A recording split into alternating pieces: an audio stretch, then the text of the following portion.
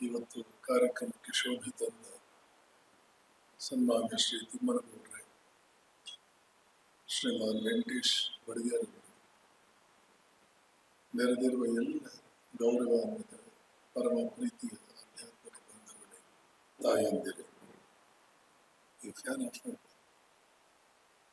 ಎರಡು ಬಳ್ಳಾರಿ ಜನರಿಗೆ ಶಕ್ತಿ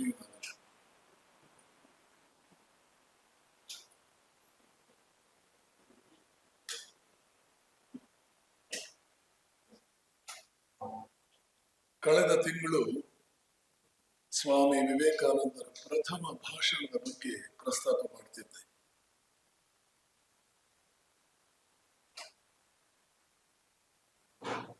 ಯಾವ ಯಾವ ಅಂಶಗಳನ್ನು ಅವರು ಅಲ್ಲಿ ಮುಟ್ಟಿದರು, ಅದು ಇನ್ನು ಹಿಂದೂ ಧರ್ಮದ ಬಗ್ಗೆ ಅವರು ಕೊಟ್ಟ ಉಪನ್ಯಾಸ ಅಲ್ಲ.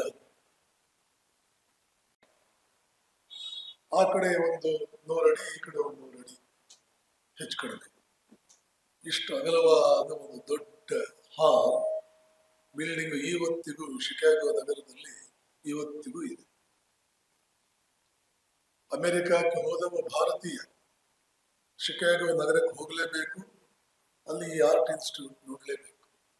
ಇವರನ್ನೆಲ್ಲ ಮೆರವಣಿಗೆಯಲ್ಲಿ ಕರ್ಕೊಂಡು ಬರಲಾಯಿತು. ಕರ್ಕೊಂಡು ಬಂದು ಭವ್ಯವಾದ ರೀತಿಯಲ್ಲಿ ಸ್ವಾಗತ ಕೊಡಲಾಯಿತು. ಈ ಸ್ವಾಗತಕ್ಕೆ ಒಂದೊಂದೇ ಧರ್ಮದವರು ಉತ್ತರ ಕೊಟ್ಟರು. ವಿವೇಕಾನಂದರು ಉತ್ತರ ಕೊಟ್ಟರು. ಮಧ್ಯಾಹ್ನ ಸುಮಾರು 3:30 ಸುಮಾರಿಗೆ ವಿವೇಕಾನಂದರು ಉತ್ತರ ಕೊಟ್ಟರು. ಸೆಪ್ಟೆಂಬರ್ 11, 1893 ಎದ್ದು ನಿಂತು, ನಿಮ್ಗೆಲ್ಲ ಗೊತ್ತೇ ಇದೆ, ಅಮೆರಿಕದ sisters and brothers of America, ಅಮೆರಿಕದ ಸೋದರ ಸೋದರಿಯರೇ, ಪ್ರಾರಂಭವಾದ ಆ ಭಾಷಣ ಮುಂದುವರಿತಾ 4 ಅಂಶಗಳನ್ನು ಪ್ರಸ್ತಾಪ ಮಾಡ್ತಾರೆ. ಯಾವ ಅಂಶಗಳು ಮೈಕ್ ಸರಿಯಾಗಿದೆ.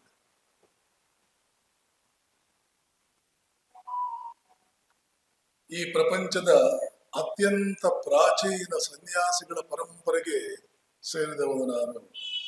ಅದರ ಪರವಾಗಿ ನಿಮಗೆ ಧನ್ಯವಾದ ಹೇಳ್ತೇನೆ. ಈ ಪ್ರಪಂಚದ ಅತ್ಯಂತ ಪ್ರಾಚೀನ ಸನ್ಯಾಸಿ ಪರಂಪರೆಯ ಪರವಾಗಿ ನಾನು ನಿಮಗೆ ಧನ್ಯವಾದವನ್ನು ಹೇಳ್ತೇನೆ. ಇದು ಮೊದಲನೇ ಪಾಯಿಂಟ್. ಜೈನ ಧರ್ಮ, ಬೌದ್ಧ ಧರ್ಮ ಇತ್ಯಾದಿಗಳು ಕೂಡ ಇತ್ತೀಚಿನ ವಿಚಾರಗಳು ಅಷ್ಟು ಪ್ರಾಚೀನವಾದ ಧರ್ಮಕ್ಕೆ ಸೇರಿದವನು ಅನ್ನೋ ಹೆಮ್ಮೆ ನನ್ನದು. ಒಂದೊಂದೇ ಪಾಯಿಂಟ್ ತಗೊಳ್ಳಿ. ಅವರು ಈ ಮೂಲಕ ಹಿಂದೂ ಧರ್ಮವನ್ನು ಡಿಫೈನ್ ಮಾಡ್ತಾ ಇದ್ದಾರೆ, ಡೆಫಿನೇಷನ್ ಕೊಡ್ತಾ ಇದ್ದಾರೆ. ಬೇರೆ ಬೇರೆ ದೇಶಗಳಲ್ಲಿ ಅನ್ಯ ಮತೀಯರು ಅವರನ್ನ, ಸ್ಥಳೀಯ ಜನರನ್ನ ಅನ್ಯಮತೀಯರು ಬಂದು ಅಲ್ಲಿಂದ ಓಡಿಸಿದಾಗ ಅವರಿಗೆಲ್ಲ ಆಶ್ರಯ ಕೊಟ್ಟಂತಹ ದೇಶ ನನ್ನದು, ಧರ್ಮ ನನ್ನದು ಅಂತ ನಿಮ್ಗೆ ಹೇಳೋದಕ್ಕೆ ನನಗೆ ಹೆಮ್ಮೆ ಅನ್ಸುತ್ತೆ. ಒಂದೊಂದೇ ವಾಕ್ಯವು ಹಿಂದೂ ಧರ್ಮದ ಡೆಫಿನೇಷನ್. ಯಾವಾಗ ಇಸ್ರೇಲಿಗಳು, ಜೂಗಳು, ಇವತ್ತು ಇಸ್ರೇಲ್ ನಡೀತಾ ಇದೆ, ಯುದ್ಧ ನಡೀತಾನೇ ಇದೆ, ಹುಟ್ಟಿದ ದಿವಸದಿಂದ ಇವತ್ತಿನವರೆಗೂ ನಡೀತಾ ಇದೆ. ಅವರೆಲ್ಲರೂ ಅನುಸರಿಸುವಂತಹ ಧರ್ಮ ಅದು ಮೋಸಸ್ ಅನ್ನುವಂತಹ ಪ್ರವಾದಿಯಿಂದ ಸ್ಥಾಪಿಸಲ್ಪಟ್ಟಂತ ಯಹೂದ್ಯ ಧರ್ಮ. ಮೊಸಾಯಿಕ್, ಮೋಸಸ್ನ ಅವರಿಂದ ನಿರ್ಮಾಣವಾಗಿದ್ದರಿಂದ ಅದನ್ನ ಮೊಸಾಯಿಕ್ ಅಂತ ಕರೀತಾರೆ. ಜೂಡಾಯಿಸಂ ಅಂತ ಕರೀತಾರೆ. ಅವರ ಪ್ರವಾದಿ ಮೋಸಸ್. 10 ಕಮಾಂಡ್ಮೆಂಟ್ಸ್ ಅನ್ನುವಂಥ ಪುಸ್ತಕ ಅವರಿದೆ, ಅದರಲ್ಲಿದೆ. ಅದು ಸ್ಮೃತಿ, ಶ್ರುತಿ ಇಲ್ಲ ಅದರಲ್ಲಿ ಬಹಳ. ಇದು ಒಂದೊಂದನ್ನು ಗಮನಿಸಿ. ಸ್ಮೃತಿ, ಶ್ರುತಿ ಬಹಳ ಇಲ್ಲ ಅಂದ್ರೆ ಮೋಕ್ಷ ಮಾರ್ಗ ಬಹಳ ಇಲ್ಲ. ಸ್ಮೃತಿ ಅಂದ್ರೆ ಏನು? ಏನ್ ಮಾಡಬೇಕು, ಏನ್ ಮಾಡಬಾರದು, ಇದು ಸ್ಮೃತಿ. ನಮ್ಮಲ್ಲಿ ಒಂದು 50 ಸ್ಮೃತಿ ಇದೆ. ಮನುಸ್ಮೃತಿ, ಯಾಜ್ಞವಲ್ಕ್ಯ ಸ್ಮೃತಿ, ಪರಾಶರ ಸ್ಮೃತಿ, ನಾರದ ಸ್ಮೃತಿ, 28 ಇದೆ. ಸ್ಮೃತಿ ಎನ್ನುವಂತಹದ್ದು ನಮ್ಮ ದೇಶದಲ್ಲಿ ಧರ್ಮಕ್ಕೆ ನೇರವಾಗಿ ಸಂಬಂಧಿಸಿದ್ದಲ್ಲ. ಸಮಾಜದಲ್ಲಿ ಒಬ್ಬರನ್ನೊಬ್ರು ಯಾವ ರೀತಿ ವ್ಯವಹರಿಸಿಕೊಂಡು ಹೋಗ್ಬೇಕು, ಒಬ್ರಿಗೊಬ್ರು, ಇದನ್ನು ಹೇಳುವಂತಹದ್ದು ಸ್ಮೃತಿ. ನಮ್ಮಲ್ಲಿ ಧರ್ಮ ಅಂತಂದ್ರೆ ಇಷ್ಟೇ ಅದರ ಅರ್ಥ. ಮನುಷ್ಯನೇ, ನೀನು ನಿಜವಾಗಿಯೂ ಹೇಳಬೇಕು ಅಂದ್ರೆ ನೀನು ದೇವರು, ದೇವತೆ. ದೇವತೆಯಲ್ಲಿ ಏನೇನು ಲಕ್ಷಣಗಳಿದೆಯೋ ಒಂದನ್ನು ಬಿಡದೆ ಎಲ್ಲಾ ಲಕ್ಷಣಗಳು ನಿನ್ನಲ್ಲೂ ಇದೆ. ಅಜ್ಞಾನದಿಂದ ಅದ್ರ ಬಗ್ಗೆ ಗಮನವೇ ಇಲ್ಲದೆ ನೀನು ಬೇರೆ ರೀತಿಯಲ್ಲಿ ಬದುಕ್ತಾ ಇದೀಯ. ಕೊಲಂಬಸ್ ಇದು ಇಂಡಿಯಾ ದೇಶ ಅಂತ ಅನ್ಕೊಂಡು ಅಮೆರಿಕ ಹೋಗಿ ಅಲ್ಲಿರ್ತಕ್ಕಂಥ ಜನರನ್ನೆಲ್ಲ ಇಂಡಿಯನ್ಸ್ ಅಂತ ಕರೆದು, ಆಮೇಲೆ ಇದು ಇಂಡಿಯಾನೇ ಅದ್ರ ಪಶ್ಚಿಮಕ್ಕಿದೆ ಅಷ್ಟೇ ಅಂತ ಹೇಳಿ ವೆಸ್ಟ್ ಇಂಡೀಸ್ ಅಂತ ಅದಕ್ಕೆ ಹೆಸರಿಟ್ಟು ಅವನು ಅನ್ಕೊಂಡಿದ್ದ ಅದು ಇಂಡಿಯಾ ಅಂತ. ಅದು ಇಂಡಿಯಾ ಅಲ್ಲ. ಅಲ್ಲಿದ್ದಂತ ಜನರನ್ನೆಲ್ಲ ಇಂಡಿಯನ್ಸ್ ಅಂತ ಕರೆದು, ನೋಡೋದು ಕೆಂಪು ಕೆಂಪಗಿದ್ದೋದ್ರಿಂದ ರೆಡ್ ಇಂಡಿಯನ್ಸ್ ಅಂತ ಕರೆದು ಒಂದನ್ನು ಮತ್ತೊಂದಾಗಿ ತಿಳ್ಕೊಂಡು ಅದರಲ್ಲೇ ಬದುಕುವಂತಹದ್ದು ಪರಂಪರೆ ನಡೀತಾನೇ ಇದೆ. ಅನಾದಿ ಕಾಲದಿಂದ 100 ಬೇರೆ ಬೇರೆ ರೀತಿಯಲ್ಲೇ ನಡೀತಾ ಇದೆ. ಮನುಷ್ಯನ ಸ್ವಭಾವವೇ ಹಾಗೆ. ಇಲ್ಲಿ ಯಾವ ವಸ್ತುವು ತಾನು ಏನಾಗಿದೆಯೋ ಅದಲ್ಲ.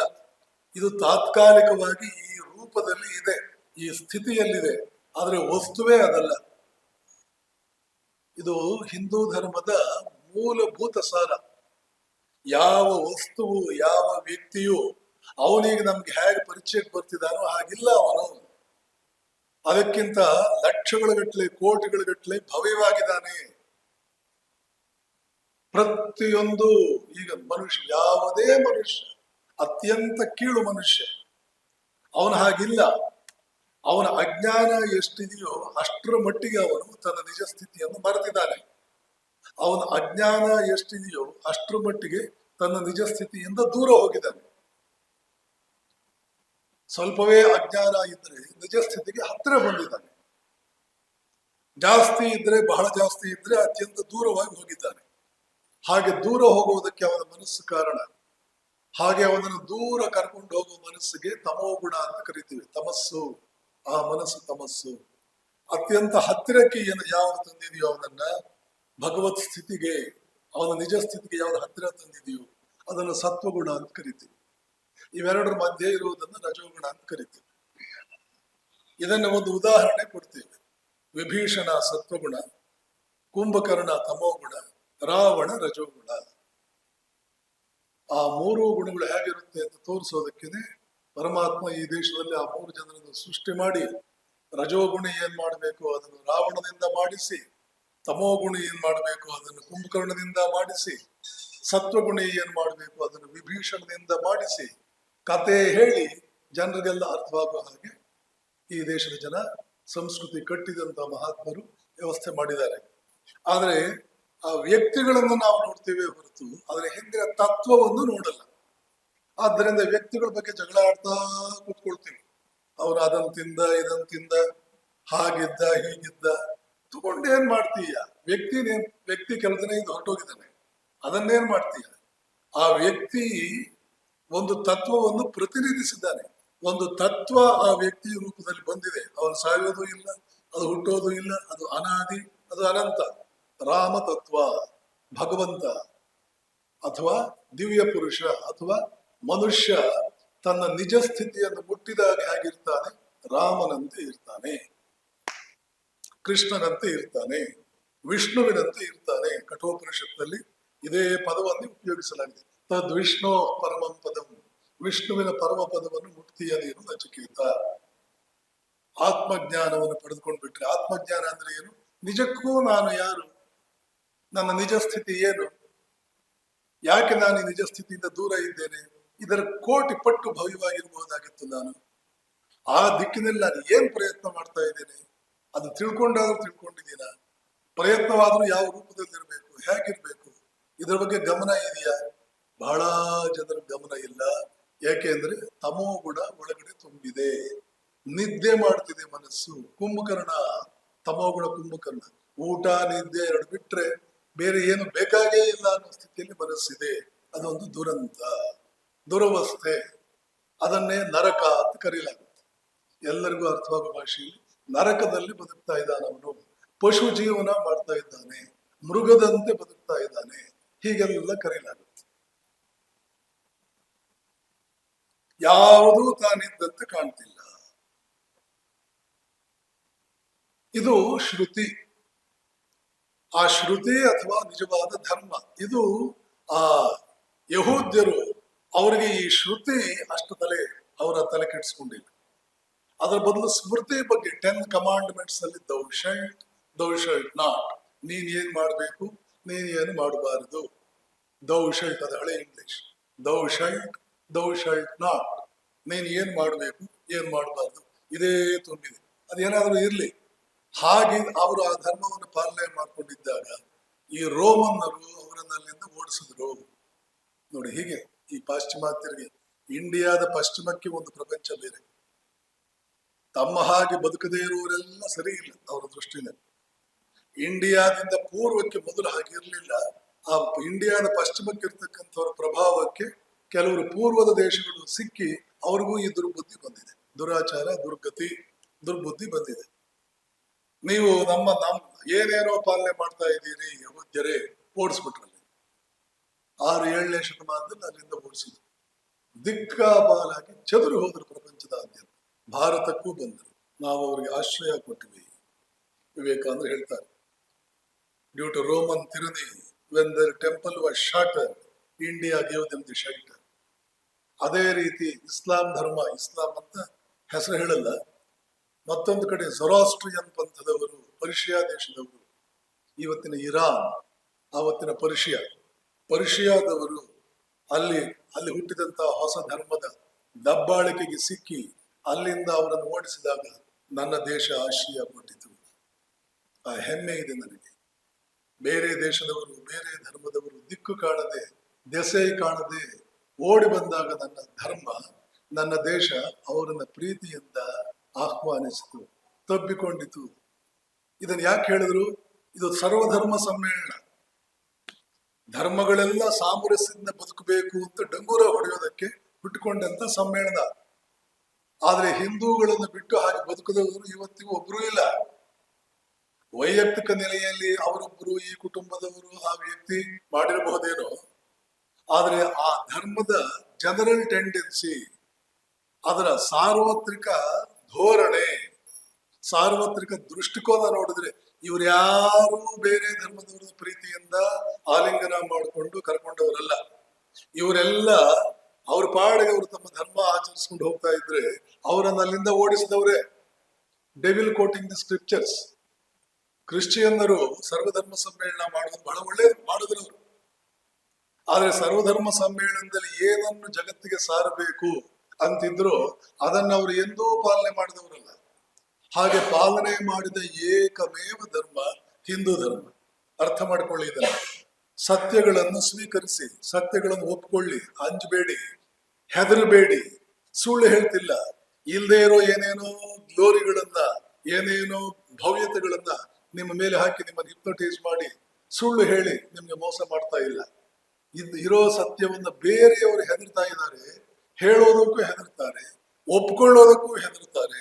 ಯಾಕೆಂದ್ರೆ ಫ್ರಾನ್ಸ್ ದೇಶದ ಮಹಾನ್ ಚಿಂತಕ ಒಬ್ಬ ಒಂದು ಕಡೆ ಹೇಳ್ತಾನೆ, why Indians are not prepared to accept that their religion is great, why they are not prepared to accept that their country is great.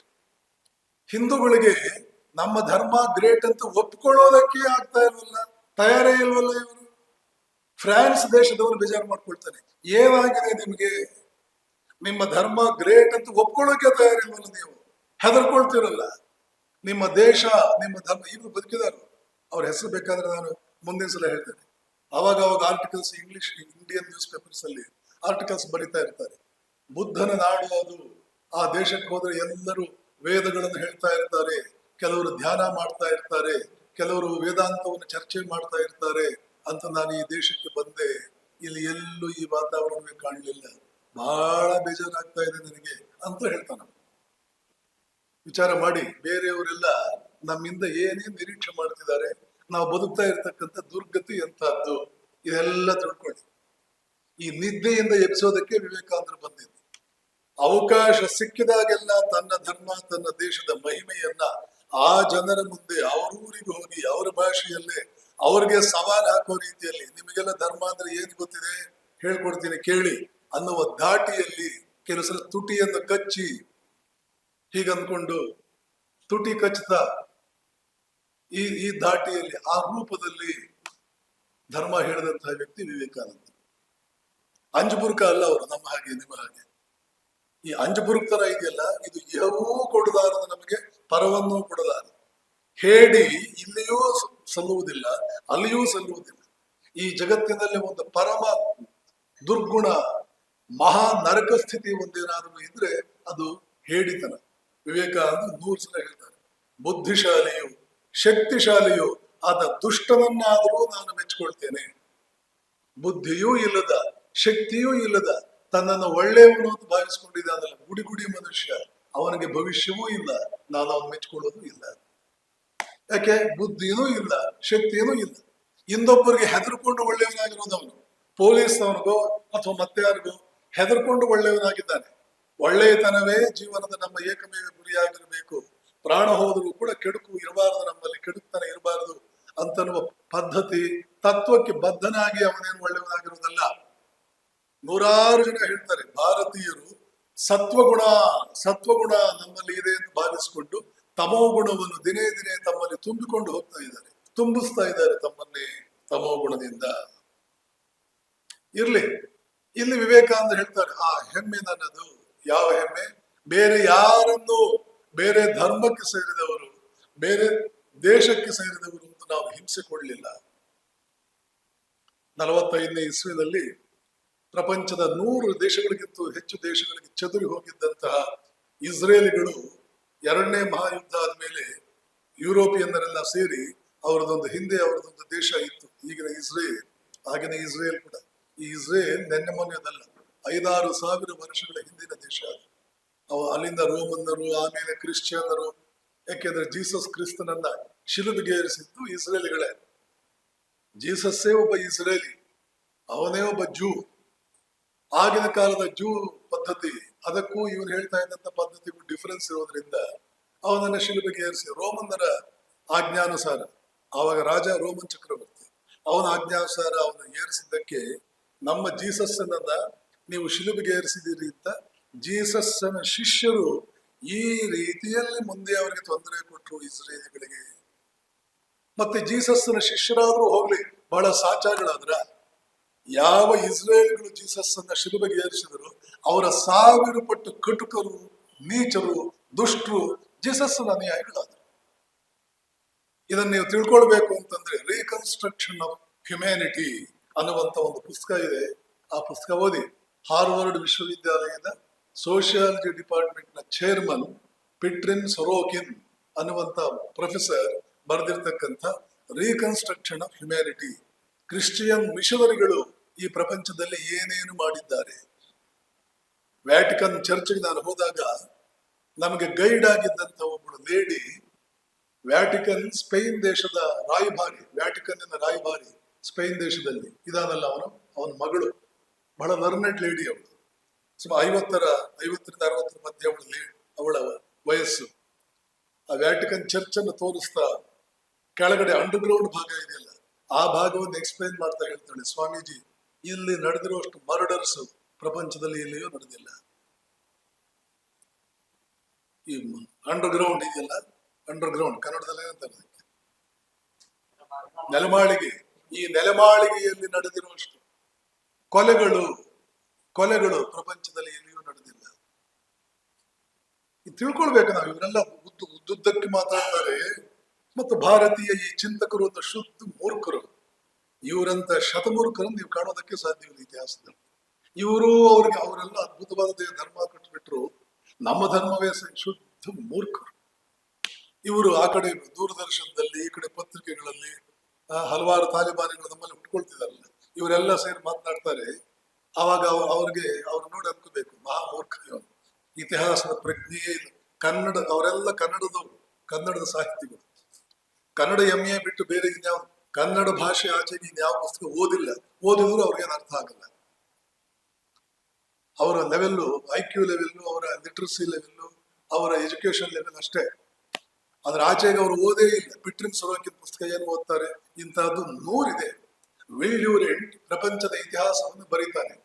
ಅಲ್ಲೆಲ್ಲ ಕ್ರಿಶ್ಚಿಯನ್ ಧರ್ಮದ ಹೆಸರಿನಲ್ಲಿ ನೀನು ಧರ್ಮ ವಿರೋಧಿ ಅಂತ ಹೇಳಿ ತಮಗೆ ಆಗದೇ ಇರತಕ್ಕಂಥವ್ರನ್ನ ಚರ್ಚು ಎಷ್ಟು ಲಕ್ಷ ಜನರನ್ನೆಲ್ಲ ಜೀವಂತ ಸುಟ್ಟು ಹಾಕಿದೆ. ಇನ್ಕ್ವಿಸಿಷನ್ ಅಂತ ಕರೀತಾರೆ ಇದನ್ನು ಬೇರೆ ಧರ್ಮಗಳಲ್ಲಿ. ಆ ಧರ್ಮವನ್ನು ನಿಂದನೆ ಮಾಡಿದಂತಹ ವ್ಯಕ್ತಿಯನ್ನ ಜೀವಂತ ಸುಟ್ಟು ಹಾಕ್ಬಿಡ್ತಾರೆ. ಇದಕ್ಕೆ ಕ್ರಿಶ್ಚಿಯನ್ರು ಕರೀತಾ ಇದ್ದು ಇನ್ಕ್ವಿಸಿಷನ್. ಇದನ್ನೆಲ್ಲ ವಿವೇಕಾನಂದ ರೆಫರ್ ಮಾಡ್ತಾರೆ. ಹಿಂದೂ ಧರ್ಮದ ಬಗ್ಗೆ ಯಾರಾದ್ರೂ ಒಡಕು ಮಾತನಾಡಿದ್ರೆ ಅಪಶಕನ ತೆಗೆದಿದೆ. ಹಿಂದೂಯಿಸಂ ಪೇಪರ್ ಪ್ರೆಸೆಂಟ್ ಮಾಡುವ ದಿನವೇ ವಿವೇಕಾನಂದರೇ ಅದರಲ್ಲಿ ಹೇಳ್ತಾರೆ, ವಿಧವೆಯರನ್ನ ನಾವು ಹಾಗೆ ಮಾಡ್ತೀವಿ ಹೀಗೆ ಮಾಡ್ತೀವಿ, ಮತ್ತು ಮೂರ್ತಿ ಪೂಜೆ ಬಹಳ ಕೆಟ್ಟದ್ದು, ಅದು ನರಕ. 28 ಮಾತಾಡ್ತಿರಲ್ಲ, ನಿಮ್ಮದೇನು ಸ್ವಲ್ಪ ಇದೆಯಾ? ನಿಮ್ಮದೇನು ಜಾತಕ ಸ್ವಲ್ಪ ಇದೆಯಾ? ಇನ್ಕ್ವಿಸಿಷನ್ ಹೆಸರಿನಲ್ಲಿ ಎಷ್ಟು ಜನರನ್ನ ಜೀವಂತವಾಗಿ ಸುಟ್ರಿ ನೀವು. ನನ್ನ ಧರ್ಮ ಎಂದಿಗೂ ಅದನ್ನು ಹೇಳಿಲ್ಲ. ನಮ್ಮ ಧರ್ಮದಲ್ಲಿ ಯಾವ್ದಾದ್ರೂ ಒಬ್ಬ ವ್ಯಕ್ತಿಗೆ ಏನಾದ್ರೂ ಒಂದು ಅನ್ಯಾಯ ಮತ್ತೊಂದು ಮಗದೊಂದು ಆಗಿದ್ರೆ ಅದು ಧರ್ಮ ಹೇಳಿ ಅವನು ಮಾಡಿದ್ದಲ್ಲ. ನಿಮ್ಮಲ್ಲಿ ನಿಮ್ಮ ಧರ್ಮ ಹೇಳಿ ನಿಮ್ ಕೈಯಲ್ಲಿ ಅದನ್ನೆಲ್ಲ ಮಾಡಿಸ್ತಾ ಇದೆ. ಇದನ್ನೆಲ್ಲ ಕೇಳಿಸ್ಕೊಳ್ಳೋಕೆ ನಿಮ್ಗೆ ಸ್ವಲ್ಪ ಕಷ್ಟ. ಸತ್ಯದನ್ನು ಕೇಳಿಸ್ಕೊಳ್ಳೋದಕ್ಕೆ ಸ್ವಲ್ಪ ಕಷ್ಟ ನಮ್ಮ ಭಾರತ. ನಿಮ್ಮ ಧರ್ಮವೇ ಅದನ್ನು ಹೇಳಿ. ಕೆಲವು ಧರ್ಮ ಗ್ರಂಥಗಳಿದೆ, ಹೊಡೆದಾಕಿ ಅವರನ್ನ, ಸಾಯಿಸ್ಬೇಡಿ ಅವರನ್ನ ಅಂತ ಹೇಳುತ್ತೇವೆ. ಭಾರತದಲ್ಲಿ ನೀವು ಏನ್ ಹೇಳ್ತೀರಿ, ಭಾರತೀಯ ಧರ್ಮದ ಬಗ್ಗೆ ನೀವೇನೋ ಬೆರಳು ಮಾಡಿ ತೋರಿಸ್ತೀರಿ, ಅದೆಲ್ಲ ವೈಯಕ್ತಿಕ ನೆಲೆಯಲ್ಲಿ ಯಾರೋ ಕೆಲವರು ಇಲ್ಲ ಹೆಚ್ಚಂದ್ರೆ ಒಂದು ಸ್ಮೃತಿಯಲ್ಲಿ ಹೇಳಿರ್ತಕ್ಕಂಥ ವಿಚಾರ. ಸ್ಮೃತಿಗೂ ನಮ್ಮ ದೇಶದ ಧರ್ಮಕ್ಕೂ ಒಂದು ಪೈಸೆಯಷ್ಟೂ ಸಂಬಂಧವಿಲ್ಲ. ಇದನ್ನು ವಿವೇಕಾನಂದರ ದೊಡ್ಡ ಕೊಡುಗೆ, 3 ಕೊಡುಗೆ ಇದೆ ಅವರದು ಈ ದೇಶಕ್ಕೆ, ಈ ಧರ್ಮಕ್ಕೆ. ಅದರಲ್ಲಿ ಪ್ರಧಾನವಾದ ಕೊಡುಗೆಗಳಲ್ಲಿ ಒಂದೇನು ಅಂದ್ರೆ ಸ್ಮೃತಿಗೂ ಈ ದೇಶದ ಧರ್ಮಕ್ಕೂ 3 ಪೈಸೆಯಷ್ಟು ಸಂಬಂಧವಿಲ್ಲ. ದುರಂತ ಅಂದ್ರೆ, ದುರದೃಷ್ಟ ಅಂದ್ರೆ ಬುದ್ಧನಿಂದ ಹಿಡಿದು, ಅವ್ರದೇ ಮಾತು ಹೇಳ್ತೀನಿ, ಇದನ್ನು ಎಷ್ಟೋ ಸಲ ಹೇಳಿದ್ದೇನೆ ನಾನು, ಬಳ್ಳಾರಿಯಲ್ಲಿ ಹೇಳಿದ್ದೀನಿ. ಬುದ್ಧನಿಂದ ಹಿಡಿದು ರಾಮ್ ಮೋಹನ್ ರಾಯ್ ವರೆಗೆ ಇವರೆಲ್ಲರೂ ಈ ತಪ್ಪು ಮಾಡಿದರು. ಪತ್ರದಲ್ಲಿ ಬರೀತಾರೆ, ಓಪನ್ ಆಗಿ ಹೇಳ್ತಾರೆ, ಮೆಡ್ರಾಸ್ ಸ್ಪೀಚ್ ನಲ್ಲಿ ಹೇಳ್ತಾರೆ, ಪತ್ರದಲ್ಲಿ ಬರೀತಾರೆ. ಬುದ್ಧನೂ ಕೂಡ ಎಕ್ಸೆಪ್ಷನ್ ಅಲ್ಲ. ಬುದ್ಧನಿಂದ ಹಿಡಿದು ರಾಮ್ ಮೋಹನ್ ರಾಯ್ ವರೆಗೆ ಇವರೆಲ್ಲ ಒಂದು ತಪ್ಪು ಮಾಡಿದರು. ಸಮಾಜದ ದೋಷಗಳನ್ನ ಧರ್ಮದ ದೋಷಗಳು ಅಂತ ತಪ್ಪು ಅರ್ಥೈಸಿ ಆ ದೋಷಗಳನ್ನು ಹೋಗಿಸ್ಬೇಕು ಅಂದ್ರೆ ಏನ್ ಮಾಡ್ಬೇಕು? ಆ ದೋಷಗಳಿಗೆಲ್ಲ ಆಶ್ರಯ ಸ್ಥಾನ, ಆಶ್ರಯ ದಾಣ ಆಗಿರ್ತಕ್ಕಂಥ ಧರ್ಮವನ್ನೇ ತೆಗೆದು ಬಿಡಬೇಕು ಅಂತ ಈ ಧರ್ಮವನ್ನೇ ನಿರ್ಮೂಲನ ಮಾಡೋದಕ್ಕೆ ಹೊರಟರು. ಇವತ್ತು ಹೇಳ್ತಾರೆ ತಮಿಳುನಾಡಿನಲ್ಲಿ ಈ ಧರ್ಮವನ್ನೇ ತೆಗೆದು ಬಿಡ್ಬೇಕು. ಯಾಕೆ ಇವ್ರು ಹೇಳೋದೇನು? ಅಲ್ಲಿ ಅಸಮಾನತೆಯನ್ನು ಹೇಳುತ್ತೆ ಈ ಧರ್ಮ. ಮೂರ್ಖ, ಬುದ್ಧ ಮಾಡಿದಂತ ತಪ್ಪು, ರಾಮ್ ಮೋಹನ್ ರಾಯ್ ಮಾಡಿದ ತಪ್ಪು, ನೀವೆಲ್ಲ ಅವ್ರ ಪಿತ್ರಾರ್ಜಿತ ಆಸ್ತಿ ನಿಮ್ದಿದೆ. ಈ ಮೂರ್ಖತನ ನಿಮ್ಮ ಪಿತ್ರಾರ್ಜಿತ ಆಸ್ತಿ, ಅವರಿಂದ ನೀವು ಈ ಆಸ್ತಿ ಎಲ್ಲ ಪಡ್ಕೊಂಡು ಬಂದಿದ್ದೀರಿ. ಧರ್ಮಕ್ಕೂ ಸಂಬಂಧ ಅಷ್ಟೇ ಅಲ್ಲ ಸ್ವಾಮೀಜಿ ಹೇಳೋದು. With my little knowledge I have found out religion was never at fault. If there is any discrepancy, if there is any drawback, if there is any aberration that is in the name of our religion, it never belonged to our religion. They were all social aberrations. All these defects crept into Hindu system, not because of our religion, because of the fact we failed to follow our religion in toto. ನಮ್ಮ ಧರ್ಮವನ್ನ ನಾವು ಅನುಸರಿಸೋದ್ರಲ್ಲಿ ನಾವು ತಪ್ಪಿದ್ವಿ. ನಮ್ಮ ಧರ್ಮವನ್ನು ಸರಿಯಾಗಿ ಅನುಸರಣೆ ಮಾಡದಿದ್ದುದರಿಂದ, ಈ ತೊಂದರೆಗಳೆಲ್ಲ ಬಂತು ನಮ್ಮ ಸಮಾಜದಲ್ಲಿ. ಧರ್ಮವನ್ನು ಅನುಸರಿಸಿ ಬಂದಿಲ್ಲ. ಅಸ್ಪೃಶ್ಯತೆ ಇರ್ಲಿ, ಜಾತಿ ಪದ್ಧತಿ ಇರ್ಲಿ, ಇವೆಲ್ಲವೂ ಕೂಡ ನಮ್ಮದು. We fail to carry out our religious conclusions to their logical ends. ಸಂಪೂರ್ಣವಾಗಿ ನಮ್ಮ ಧರ್ಮವನ್ನು ಪಾಲನೆ ಮಾಡದಿದ್ದುದರಿಂದ ಈ ಅಸ್ಪೃಶ್ಯತೆ, ಈ ಜಾತಿ ಪದ್ಧತಿ ಇತ್ಯಾದಿಗಳೆಲ್ಲ ಬಂದವೇ ಹೊರತು, ಅಥವಾ ಇನ್ನೂ ಏನೇನೋ ಇದೆಯೋ ಹೊರತು, ಧರ್ಮವನ್ನು ಪಕ್ಕಕ್ಕಿಟ್ಟು ನಮ್ಮ ರೀತಿಯಲ್ಲೇ ನಾವು ಹೋಗುವುದರಿಂದ ಬಂತೇ ಹೊರತು ಧರ್ಮವನ್ನು ಪಾಲನೆ ಮಾಡಿ ಅಲ್ಲ. ನೋಡಿದ್ರ ನಾವು ತಿಳ್ಕೊಂಡಿರೋದೇನು? ಅಲ್ಲಿರೋದೇನು? ಇದು ಧರ್ಮ ಗ್ಲಾನಿ. ಯದಾ ಯದಾ ಹಿ ಧರ್ಮಸ್ಯ ಗ್ಲಾನಿರ್ಭವತಿ. ಕೃಷ್ಣ ಹೇಳಿದವಲ್ಲ, ಧರ್ಮ ಗ್ಲಾನಿ ಆದಾಗೆಲ್ಲ ನಾನು ಹುಟ್ಟಿ ಬರ್ತೇನೆ. ರಾಮಕೃಷ್ಣರಾಗಿ ಹುಟ್ಟಿ ಬಂದು, ಕೃಷ್ಣ ರಾಮಕೃಷ್ಣರಾಗಿ ಹುಟ್ಟಿ ಬಂದು, ಶಿವನ ಅಂಶ ಸ್ವಾಮಿ ವಿವೇಕಾನಂದರಾಗಿ 7 ಜನ ಋಷಿಗಳಲ್ಲಿ, 7 ಋಷಿಗಳಲ್ಲಿ ಒಬ್ಬರು ವಿವೇಕಾನಂದರಾಗಿ ಹುಟ್ಟಿ ಬಂದು ಜಗತ್ತಿಗೆ ಇದನ್ನೆಲ್ಲ ಸ್ಪಷ್ಟವಾಗಿ ಶುದ್ಧ ರೂಪವನ್ನ ಕೊಡ್ತಾ ಇದ್ದಾರೆ. ಯಾಕೆ? ಅವರೆಲ್ಲ ಕೂಡ ಮುಂದೆ ಈ ಧರ್ಮದ ಬಗ್ಗೆ ಗೌರವ ತಾಳಬೇಕಾಗಿದೆ. ಯಾಕೆ ಗೌರವ ತಾಳಬೇಕಾಗಿದೆ? ಇಲ್ಲಿ ಪರಿಪೂರ್ಣ ಧರ್ಮ ಇದೆ. ಮುಂದೆ ಒಂದ್ ಕಡೆ ಹೇಳ್ತಾರೆ, ಬೇರೆಲ್ಲಾ ಧರ್ಮಗಳು ಸನಾತನ ಧರ್ಮದ ಒಂದು ಫೇಸ್, ಒಂದು ಮುಖ ಮಾತ್ರ. ಪ್ರಪಂಚದ ಬೇರೆ ರಾಮಕೃಷ್ಣರೇ ಸ್ಪಷ್ಟವಾಗಿ ಹೇಳಿದ್ರು, ಏನದು? ಬೇರೆಲ್ಲಾ ಧರ್ಮಗಳು ಬಂದು ಹೋಗುವ ಧರ್ಮಗಳು, ಸನಾತನ ಧರ್ಮ ಒಂದೇ ನಿರಂತರ ನಿಲ್ಲುವುದು, ಕೊನೆಗೂ ನಿಲ್ಲುವುದು ಇದೊಂದೇ. ಯಾಕೆ? ಇದು ಜನರಲ್ ಪ್ರಿನ್ಸಿಪಲ್ಸ್ ಮೇಲೆ ನಿಂತಿದೆ. ವೇದಗಳಲ್ಲಿ ಒಬ್ಬ ಮನುಷ್ಯನೂ ಬರೋದಿಲ್ಲ, ಇವನು ಈ ಧರ್ಮದ ಫೌಂಡರ್ ಅಂತ ಒಬ್ಬನೇ ವ್ಯಕ್ತಿಯೂ ಬರೋದಿಲ್ಲ. ಒಬ್ಬನೇ ವ್ಯಕ್ತಿಯನ್ನು ಎತ್ತಿ ಎತ್ತಿ ಅವನನ್ನು ಹೊಗಳಿಲ್ಲ, ಇವನು ಬಹಳ ದೊಡ್ಡವನು, ಇವನಿಂದ ಈ ಧರ್ಮ ಬಂತು ಅಂತಿಲ್ಲ. ತತ್ವಗಳ ಮೇಲೆ ನಿಂತಿದೆ. ತತ್ವಗಳು ಸಾಯುವುದಿಲ್ಲ, ಮತ್ತು ತತ್ವಗಳನ್ನು ತಂದಾಗ ಅವು ಸಾರ್ವತ್ರಿಕವಾಗುತ್ತವೆ. ಸೈನ್ಸ್ ಯಾಕೆ ಸಾರ್ವತ್ರಿಕ? ಸೈನ್ಸ್ ನಲ್ಲಿ ಸೈಂಟಿಸ್ಟ್ಗೆ ಸಂಬಂಧವೇ ಇಲ್ಲ. ಸೈಂಟಿಸ್ಟ್ ಅವನು ಬರ್ತಾನೆ, ನ್ಯೂಟನ್ಸ್ ಲಾಸ್, ನ್ಯೂಟನ್ ತಂದ ಹೊರಟೋದ ನ್ಯೂಟನ್. ಆಮೇಲೆ ನ್ಯೂಟನ್ ಏನು ಬೆಲೆ ಇಲ್ಲ. ಅವನ ಲಾಸ್ ಕಡೆಗೆ ನಮ್ಮ ಗಮನವೇ ಹೊರತು ನ್ಯೂಟನ್ ಕಡೆ ಗಮನ ಇಲ್ಲ. ಸತ್ಯ ಇರಬೇಕಾದ್ದು ಹಾಗೇನೆ. ಮಹಾಸತ್ಯ, ಚರ್ಮ ಸತ್ಯ ಜಗತ್ತಿಗೆ ಸರಿಯಾದ ಮಾರ್ಗದರ್ಶನ ಕೊಟ್ಟು ಒಬ್ಬೊಬ್ಬ ಮನುಷ್ಯನಲ್ಲೂ ಚಿಂತನ ಸಾಮರ್ಥ್ಯವನ್ನು ಹೆಚ್ಚಿಸಿ ಅವನು ವಿಕಾಸದ ದಾರಿಯಲ್ಲಿ ಮುನ್ನಡೆಯೋದಕ್ಕೆ ಬೇಕಾಗಿರ್ತಕ್ಕಂಥದ್ದೇ ಸತ್ಯದ ಬಗ್ಗೆ ಅವನಿಗಿರಬೇಕಾದ ಸ್ಪಷ್ಟ ಪರಿಚಯ, ಶುದ್ಧ ಪರಿಚಯ, ಪೂರ್ಣ ಪರಿಚಯ. ಆ ಸತ್ಯ ತನ್ನನ್ನು ತಾನು ತಿಳಿಯಪಡಿಸುವುದು ಯಾವ ರೀತಿಯಲ್ಲಿ? ತತ್ವಗಳ ರೂಪದಲ್ಲಿ. ಅದನ್ನೇ ಲಾಸ್ ಅಂತ ಕರೀತಾರೆ ಸೈನ್ಸ್ ನಲ್ಲಿ. ಆ ಲಾ, ಈ ಲಾ, ಕಿರ್ಚಾಫ್ಸ್ ಲಾ, ಮತ್ತೊಂದು ಲಾ, ಮಗದೊಂದು ಲಾ. ಹಾಗೆಯೇ ಎಕನಾಮಿಕ್ಸ್ ನಲ್ಲೂ ಲಾಸ್. ಯಾವುದೇ ಸಬ್ಜೆಕ್ಟ್ ನಲ್ಲೂ ಲಾ, LAWS ಲಾಸ್, LOSS ಲಾಸ್ ಅಲ್ಲ, LAW ತತ್ವಗಳು, ನಿಯಮ, ತತ್ವ. ಧರ್ಮಕ್ಕೆ ಬಂದ್ರೆ ಕೇವಲ ತತ್ವಗಳ ಮೇಲೆ ನಿಂತಿರೋ ಏಕಮೇವ ಧರ್ಮ ಸನಾತನ ಧರ್ಮ. ಸನಾತನ ಅಂತಂದ್ರೆ ಅದೇನೋ ಒಂದು ಹೆಸರು ಅಂತ ಅನ್ಕೋಬಾರದು. ಅನಾದಿ ಕಾಲದಿಂದ ಎದ್ದು ಅನಂತ ಕಾಲದವರೆಗೆ ಉಳಿಯಬಲ್ಲ ಯಾವುದು ಸನಾತನವೇ. ನ್ಯೂಟನ್ಸ್ ಲಾಸ್ ಅದು ಸನಾತನ ಧರ್ಮ. ಐನ್ಸ್ಟೀನ್ಸ್ ಥಿಯರಿ ಆಫ್ ರಿಲೇಟಿವಿಟಿ ಅದು ಸನಾತನ ಧರ್ಮದ ಒಂದು ಭಾಗ. ಇವೆಲ್ಲವೂ ಸನಾತನ ಧರ್ಮವೇ. ಶಂಕರಾಚಾರ್ಯರು ಹೇಳಿದ್ರು, ವಿಜ್ಞಾನ ಅನ್ನುವಂತಹದ್ದು ಧರ್ಮದ ಒಂದು ಭಾಗವೇ ಆಗಿದೆ. ಅವರು ಬೇರೆ ರೀತಿಯಲ್ಲಿ ಹೇಳಿದ್ರು. ಪ್ರವೃತ್ತಿ ಲಕ್ಷಣ ನಿವೃತ್ತಿ ಲಕ್ಷಣಶ್ಚ. ಕೃಷ್ಣ ಹೇಳ್ತಾನೆ, ಕ್ಷೇತ್ರಜ್ಞಯೋರ್ ಜ್ಞಾನಂ ಎತ್ತ ಜ್ಞಾನಂ ಮತಮ್ಮಮ. ಅರ್ಜುನ, ಕ್ಷೇತ್ರದ ಬಗ್ಗೆ ಸಂಬಂಧಪಟ್ಟ ಜ್ಞಾನ. ಕ್ಷೇತ್ರ ಅಂದ್ರೆ ಹೊರ ಜಗತ್ತು. ಕ್ಷೇತ್ರಜ್ಞ ಅಂದ್ರೆ ಅದನ್ನೆಲ್ಲ ತಿಳಿಯುವ ಬುದ್ಧಿ, ಮನಸ್ಸು, ಆತ್ಮ ಇತ್ಯಾದಿಗಳು. ಇದನ್ನೆಲ್ಲ ಬುದ್ಧಿ, ಮನಸ್ಸು, ಆತ್ಮ ಇವುಗಳ ಬಗ್ಗೆ ಯಾವುದು ತಿಳಿಸಿ ಹೇಳುತ್ತೆ? ಧರ್ಮ ಹೇಳುತ್ತೆ. ಇದನ್ನೆಲ್ಲ ತಿಳಿತಾ ಇರ್ತಕ್ಕಂಥ ಬುದ್ಧಿ, ಮನಸ್ಸು, ಆತ್ಮಗಳು ತಿಳಿತಾ ಇರೋದೇನನ್ನು? ಹೊರ ಪ್ರಪಂಚವನ್ನು. ಆ ಹೊರ ಪ್ರಪಂಚ ಹೇಗೆ ಯಾವ ನಿಯಮಗಳಿಂದ ಆಡಲ್ಪಡ್ತಾ ಇದೆ ಅದನ್ನು ಇದು ಹೇಳುತ್ತೆ. ಆ ನಿಯಮಗಳನ್ನ ಒಟ್ಟಿಗೆ ಸೇರಿಸಿದ್ರೆ ಅದನ್ನು ಸಾಮಾನ್ಯವಾಗಿ ನಾವು ವಿಜ್ಞಾನ ಅಂತ ಕರಿತೇವೆ. ಅದೂ ಕೂಡ ತತ್ವಗಳನ್ನೇ ಆಧರಿಸಿರುವುದರಿಂದ ಅದೂ ಕೂಡ ಸತ್ಯದ ಬೇರೆ ಬೇರೆ ರೂಪಗಳೇ. ಯಾಕೆ? ಯಾವುದೇ ಆಗಲಿ ತತ್ವಗಳನ್ನು ಆಧರಿಸಿಕೊಂಡು ಹೊರಟಿದೆಯಾ ಅದು ಸನಾತನ ಧರ್ಮದ ಒಂದು ಭಾಗ. ಆದ್ದರಿಂದಲೇ ಭಾರತ ದೇಶದಲ್ಲಿ ಋಷಿಗಳೂ ಕೂಡ ವಿಜ್ಞಾನಿಗಳು. ಭಾರದ್ವಾಜರು ಅದ್ಭುತವಾದ ಏರೋನಾಟಿಕಲ್ ಇಂಜಿನಿಯರ್. ಭಾರದ್ವಾಜರದು ಏರೋ ಸೈನ್ಸ್ ಇದೆ, ಏವಿಯೇಷನ್ ಸೈನ್ಸ್ ಭಾರದ್ವಾಜರದಿದೆ. ವ್ಯಾಸರ ತಂದೆ ಪರಾಶರ ಮಹರ್ಷಿಗಳು ದೊಡ್ಡ ಬಾಟನಿಸ್ಟ್. ವ್ಯಾಸ ವೃಕ್ಷ ಪರಾಶರ ಅಂತ ಅದ್ಭುತವಾದ ಒಂದು ಪುಸ್ತಕ ಇದೆ. ಅತ್ರಿ ಮಹರ್ಷಿಗಳು ಅದ್ಭುತವಾದ ಅವರು ಪೊಲಿಟಿಕಲ್ ಸೈನ್ಸ್ ಪುಸ್ತಕ ಇದೆ.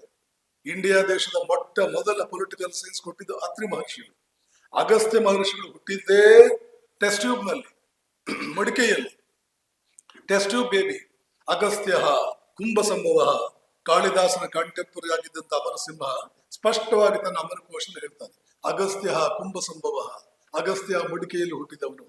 ಇವರೆಲ್ಲರೂ ವಿಜ್ಞಾನಕ್ಕೆ ನೇರವಾಗಿ ತಮ್ಮ ಸಂಬಂಧವನ್ನು ಇಟ್ಟುಕೊಂಡಿರು. ಇವತ್ತಿಗೂ ಇವನ್ ಕ್ವಾಂಟಮ್ ಫಿಸಿಕ್ಸ್ ಮುಂದೆ ಇರ್ತಕ್ಕಂಥ 108 ಸಮಸ್ಯೆಗಳು, ಎನಿಗ್ಮ್ಯಾಟಿಕ್ ಕ್ವಶನ್ಸ್ಗೆ ನಿಮ್ಗೆ ಉತ್ತರ ಸಿಗುವುದು ಕೇವಲ ಮತ್ತು ಕೇವಲ ಶಂಕರಾಚಾರ್ಯರ ಮಾಯಾ ಸಿದ್ಧಾಂತದಲ್ಲಿ. ಶಂಕರಾಚಾರ್ಯರು ಬೆಳೆಸಿದ್ದು, ಆದ್ರೆ ಮಾಯಾ ಸಿದ್ಧಾಂತ ವೇದಗಳಲ್ಲೇ ಇದೆ. ಇಂದ್ರನು ತನ್ನ ಮಾಯೆಯಿಂದ ಇದನ್ನು ಮಾಡಿದ ವೇದಗಳಲ್ಲೇ ಬರುತ್ತೆ. ಮಮ ಮಾಯಾ ದುರತ್ಯಯ. ಕೃಷ್ಣನೇ ಭಗವದ್ಗೀತೆಯಲ್ಲಿ ಹೇಳ್ತಾರೆ, ನನ್ನ ಮಾಯೆಯನ್ನು ಸುಲಭವಾಗಿ ದಾಟಲಾರೆ. ವಿಪರೀತವಾದಂತಹ ಆ ಮಾಯಾ ಸಿದ್ಧಾಂತ ಅನ್ನುವಂತಹದ್ದು ಇವತ್ತಿನ ವಿಜ್ಞಾನಿಗಳಿಗೂ ಅದರ ಅಂಚು ಮುಟ್ಟೋದಕ್ಕಾಗಿಲ್ಲ. ಅದರ ಅಂಚು ಕೂಡ ಮುಟ್ಟೋದಕ್ಕಾಗಿಲ್ಲ. ಇನ್ನು ಬಹಳ ಮುಟ್ಟಬೇಕು, ಅವರು ಬಹಳ ಒಳಗಡೆ ಬರ್ಬೇಕು. ಬಹುಶಃ ಹಿಂದೆ ಹೇಗಿರ್ಬೇಕು ಹೇಳಿರ್ಬೇಕು ನಾನು. ಅದನ್ನ ಅರ್ಥ ಮಾಡಿಕೊಳ್ಳೋದಕ್ಕೆ ಇವರು ಎಲೆಕ್ಟ್ರಾನಿಕ್ ಮೈಕ್ರೋಸ್ಕೋಪು ಮೂರ್ಖಾಸಿ ಪ್ರಯೋಜನಕ್ಕೆ ಬರೋದಿಲ್ಲ. ಅವೆಲ್ಲ ಅದನ್ನೆಲ್ಲ ಅರ್ಥ ಮಾಡ್ಕೊಳಕ್ ಬೇಕಾಗಿರ್ತಕ್ಕಂಥದ್ದು ಅದನ್ನು ಅಬ್ಸರ್ವ್ ಮಾಡುವ ಸೈಂಟಿಸ್ಟ್ ಇದಾನಲ್ಲ, ಅವನ ಲೆವೆಲ್ ಆಫ್ ಕಾನ್ಶಿಯಸ್ನೆಸ್ ಮೇಲಕ್ಕೆ ಏರಿಸಬೇಕು. ಇದನ್ನ ಅರ್ಥ ಮಾಡಿಕೊಂಡು ಹಾರ್ವರ್ಡ್ ಯೂನಿವರ್ಸಿಟಿನಲ್ಲಿ ಡಿಪಾರ್ಟ್ಮೆಂಟ್ ಆಫ್ ಕಾನ್ಶಿಯಸ್ನೆಸ್ ಒಂದು 5-6 ವರ್ಷಗಳ ಹಿಂದೆ ಹುಟ್ಕೊಳ್ತೀವಿ. ದಲಾಯಿ ಲಾಮಾ, ಈ ಸದ್ಗುರು ಜಗ್ಗಿ ವಾಸುದೇವ ಇತ್ಯಾದಿಗಳನ್ನೆಲ್ಲ ಇನ್ವಾಲ್ವ್ ಮಾಡ್ಕೊಂಡಿದ್ದಾರೆ. ಕಾನ್ಶಿಯಸ್ನೆಸ್ ಲೆವೆಲ್ ಅನ್ನು ಏರಿಸುವುದು ಹೇಗೆ, ಅದನ್ನೇ ಭಾರತದಲ್ಲಿ ಅನಾದಿ ಕಾಲದಿಂದ ನಾವು ಮಾಡ್ತಾ ಇದ್ದ. ಮನುಷ್ಯನೇ, ನಿನ್ನ ಲೆವೆಲ್ ಆಫ್ ಕಾನ್ಶಿಯಸ್ನೆಸ್ ನೀನು ಏರಿಸಿಕೊಳ್ಳಿಲ್ಲ ಅಂದ್ರೆ ಒಬ್ಬ ಕುಂಭಕರ್ಣನಂತೆ ಬದುಕ್ತೀಯ, ತಮೋಗುಣಿಯಂತೆ ಬದುಕ್ತೀಯ, ಹೆಚ್ಚಂದ್ರೆ ಒಬ್ಬ ರಜೋಗುಣಿಯಂತೆ ಬದುಕ್ತೀಯ. ಬೇಗನೆ ಸತ್ವಗುಣಿಯಾಗು, ಅದು ನಿನ್ನ ಲೆವೆಲ್ ಆಫ್ ಕಾನ್ಶಿಯಸ್ನೆಸ್ ಏರಿಸುತ್ತದೆ. ಯೋಗ ಅಂದ್ರೆ ಇನ್ನೇನು ಅಲ್ಲ, ಲೆವೆಲ್ ಆಫ್ ಕಾನ್ಶಿಯಸ್ನೆಸ್ ಏರಿಸಿಕೊಳ್ಳೋದು. ಕುಂಡಲಿನಿಯನ್ನು ಜಾಗೃತಗೊಳಿಸ್ಕೋ, ಅದು ಮೇಲಕ್ಕೇರುವಂತೆ ಮಾಡುವಂದ್ರು ಒಂದೇ, ಲೆವೆಲ್ ಆಫ್ ಕಾನ್ಶಿಯಸ್ನೆಸ್ ಏರಿಸ್ಕೋ ಅಂತಂದ್ರು ಒಂದೇ. ಯೋಗ ಚಿತ್ತವೃತ್ತಿ ವಿರೋಧ ಅಂತಂದ್ರು ಒಂದೇ. ಮನಸ್ಸು ಸತ್ಯಗಳು ಅಲ್ಲಿ ಕಾಣುವುದಕ್ಕೆ ಪ್ರಾರಂಭವಾಗುತ್ತದೆ. ಯಾಕೆ ಹೇಳ್ತಾನೆ ಪತಂಜಲಿ ಚಿತ್ತವೃತ್ತಿಗಳನ್ನು ನಿರೋಧಿಸುತ್ತ? ಯೋಗ ಚಿತ್ತವೃತ್ತಿ ನಿರೋಧ ತದಾ ದ್ರಷ್ಟು ಸ್ವರೂಪೇ ಅವಸ್ಥಾನಂ. ಹಾಗೆ ನೀನೇನಾದ್ರೂ ಮಾಡಿದ್ರೆ ನಿನ್ನ ಸ್ವರೂಪ ನಿನಗೆ ಕಾಣುವುದಕ್ಕೆ ಪ್ರಾರಂಭವಾಗುತ್ತದೆ. ನಿನ್ನ ನಿಜ ಸ್ಥಿತಿ ನಿನ್ನ ಅನುಭವಕ್ಕೆ ಬರುವುದಕ್ಕೆ ಸಾಧ್ಯವಾಗುತ್ತದೆ. ನೀನು ಎಷ್ಟು ದೇವತಾ ಲಕ್ಷಣಗಳಿಂದ ಕೂಡಿದ್ದೀಯ, ನಿಜಕ್ಕೂ ನಿನ್ನ ಸ್ವಭಾವ ದೇವತಾ ಸ್ವಭಾವ, ಇದು ನಿನ್ನ ಅನುಭವಕ್ಕೆ ಬರುವುದಕ್ಕೆ ಪ್ರಾರಂಭವಾಗುತ್ತದೆ. ತದಾ ದೃಷ್ಟು ಸ್ವರೂಪೇ ಅವಸ್ಥಾನಂ. ಯಾವತ್ತು ಹೇಳಿರೋದು ಇಂಡಿಯಾ ಈ ಮಾತುಗಳನ್ನ? ಮಹಾಭಾರತ ನಡೆದಿದ್ದು ಕ್ರಿಸ್ತಪೂರ್ವ 5671. ಇತ್ತೀಚೆಗೆ ಜೆನೆಟಿಕ್ ಸ್ಟಡೀಸ್ ಮೇಲೆ ಬಂದಿದೆ. ಯಾವ ಆಧಾರದ ಮೇಲೆ ಹೇಳ್ತಾರೆ ಅವರು? ಕ್ರಿಸ್ತಪೂರ್ವ 5300-400 ಸುಮಾರಿಗೆ ಪ್ರಪಂಚದಲ್ಲಿ ಮೇಲ್ ಜೀನ್ಸ್ ಸಿಕ್ಕಾಪಟ್ಟೆ ಕೆಳಗಡೆ ಹೋಗ್ಬಿಟ್ಟಿದೆ. ಮೇಲ್ ಜೀನ್ಸ್, ಪುರುಷನ ಜೀನ್ ಅನ್ನುವಂತಹದ್ದು ಸಿಕ್ಕಾಪಟ್ಟೆ ಕೆಳಗಡೆ ಹೋಗ್ಬಿಟ್ಟಿದೆ ಒಂದು ಸುಮಾರು 200 ವರ್ಷಗಳ ಕಾಲ. ಯಾಕೆ ಹೋಯಿತು? ಪುರುಷರೆಲ್ಲ ಸತ್ತೇ ಹೋದ್ರು ಮಹಾಭಾರತದ ಯುದ್ಧದಲ್ಲಿ. ಆ ಕಡೆ 11 ಅಕ್ಷೋಹಿಣಿ, ಈ ಕಡೆ 7 ಅಕ್ಷೋಹಿಣಿ. ಅಂದಿನ ನಾಗರಿಕ ಪ್ರಪಂಚದ ಪುರುಷರೆಲ್ಲ ಸತ್ತು ಹೋಗಿ, ಎಲ್ಲಾ ಪುರುಷರು ಸತ್ತು ಹೋಗಿ, ಪುರುಷರ ಜೀನ್ಸ್ ಎಲ್ಲಿಂದ ಬರಬೇಕು? ಸ್ಪಷ್ಟವಾಗಿ ಜೆನೆಟಿಕ್ ಸ್ಟಡೀಸ್ ಇದನ್ನು ರಿವೀಲ್ ಮಾಡ್ತಾ ಇದೆ. ಇದೆಲ್ಲ ಒಪ್ಕೊಳ್ತಾ ಇದೆ. ಮಹಾಭಾರತ ಕ್ರಿಸ್ತಪೂರ್ವ 5671, ಅಲ್ಲಿಗೆ 7697 ವರ್ಷ ಆಯ್ತು ಇವತ್ತಿಗೆ ಮಹಾಭಾರತ. ರಾಮಾಯಣ ಅದಕ್ಕಿಂತ 2-3 ಸಾವಿರ ವರ್ಷಗಳ ಹಿಂದೆ, ಕ್ರಿಸ್ತಪೂರ್ವ 8000 ಆಚೆಗೆ. ಈ ವೇಳೆಗೆ ಉಪನಿಷತ್ತಿನ ಎಲ್ಲಾ ಸಂಶೋಧನೆ ಮುಗಿದೋಗಿತ್ತು. ಉಪನಿಷತ್ತುಗಳು ಬಂದಿದ್ದು, ವೇದಗಳು ಬಂದ ಎಷ್ಟೋ ಸಾವಿರ ವರ್ಷಗಳ ನಂತರ. ಹಾಗಾದ್ರೆ ವೇದಗಳು ಹುಟ್ಕೊಂಡಿದ್ಯ ಯಾವಾಗ? ಆ ಕಾಲದಲ್ಲೇ ಹೇಳಿದ್ದಾರೆ, ಮನುಷ್ಯನೇ ಯೋಗಿಯಾಗು, ನಿನ್ನ ಲೆವೆಲ್ ಆಫ್ ಕಾನ್ಶಿಯಸ್ನೆಸ್ ಮೇಲಕ್ಕೆ ಏರಿಸ್ಕೋ. ನೀನು ತಮೋಗುಣಿಯಾಗಿದ್ರೆ ಅದು ಸಾಧ್ಯವಾಗುವುದಿಲ್ಲ, ನೀನು ರಜೋಗುಣಿಯಾದ್ರೆ ಅದು ಸಾಧ್ಯವಾಗುವುದಿಲ್ಲ. ನೀನು ಸತ್ವಗುಣಿಯಾಗಬೇಕು, ಶುದ್ಧ ಸತ್ವಗುಣಿಯಾಗಬೇಕು. ಹೇಗೆ ಶುದ್ಧ ಸತ್ವಗುಣಿಯಾಗುವುದು? ವಾನಪ್ರಸ್ಥಾಶ್ರಮವನ್ನು ತಂದಿದ್ದೇ ಆ ಕಾರಣಕ್ಕೋಸ್ಕರ. ವೇದಗಳ 3ನೇ ಭಾಗ ಆರಣ್ಯಕ, 4ನೇ ಭಾಗ ಉಪನಿಷತ್ತು. ಈ 4ನ್ನು ನಿರ್ಮಾಣ ಮಾಡಿದ್ದೇ ಯಾವ ಮನುಷ್ಯನನ್ನೂ ಕೂಡ ಸತ್ವಗುಣಿ ಮಾಡುವುದು ಹೇಗೆ? ಯಾಕೆ ಆರಣ್ಯಕಗಳನ್ನು ಬರೆದರು, ಸಂಹಿತೆಗಳನ್ನು ಬರೆದು, ಬ್ರಾಹ್ಮಣಗಳನ್ನು ಬರೆದು ಸುಮ್ಮನೆ ಇರ್ಬೋದಾಗಿತ್ತಲ್ಲ? ಸಂಹಿತೆಯಲ್ಲಿ ಜಗತ್ತಿನಲ್ಲಿರ್ತಕ್ಕಂಥ ದೊಡ್ಡ ದೊಡ್ಡ ಶಕ್ತಿಗಳ ಪರಿಚಯವನ್ನು ಮಾಡಿಸಿದ್ರು. ಸಂಹಿತ ವೇದಗಳ 1ನೇ ಭಾಗ. ಈ ಶಕ್ತಿಗಳನ್ನು ನೀನು ಆರಾಧಿಸು, ನೀನು ಕೇಳಿದ್ದನ್ನು ಕೊಡ್ತಾರೆ. ಇದು ಸಂಹಿತ. ಆರಾಧಿಸುವುದು ಹೇಗೆ? ಅದು ಬ್ರಾಹ್ಮಣ.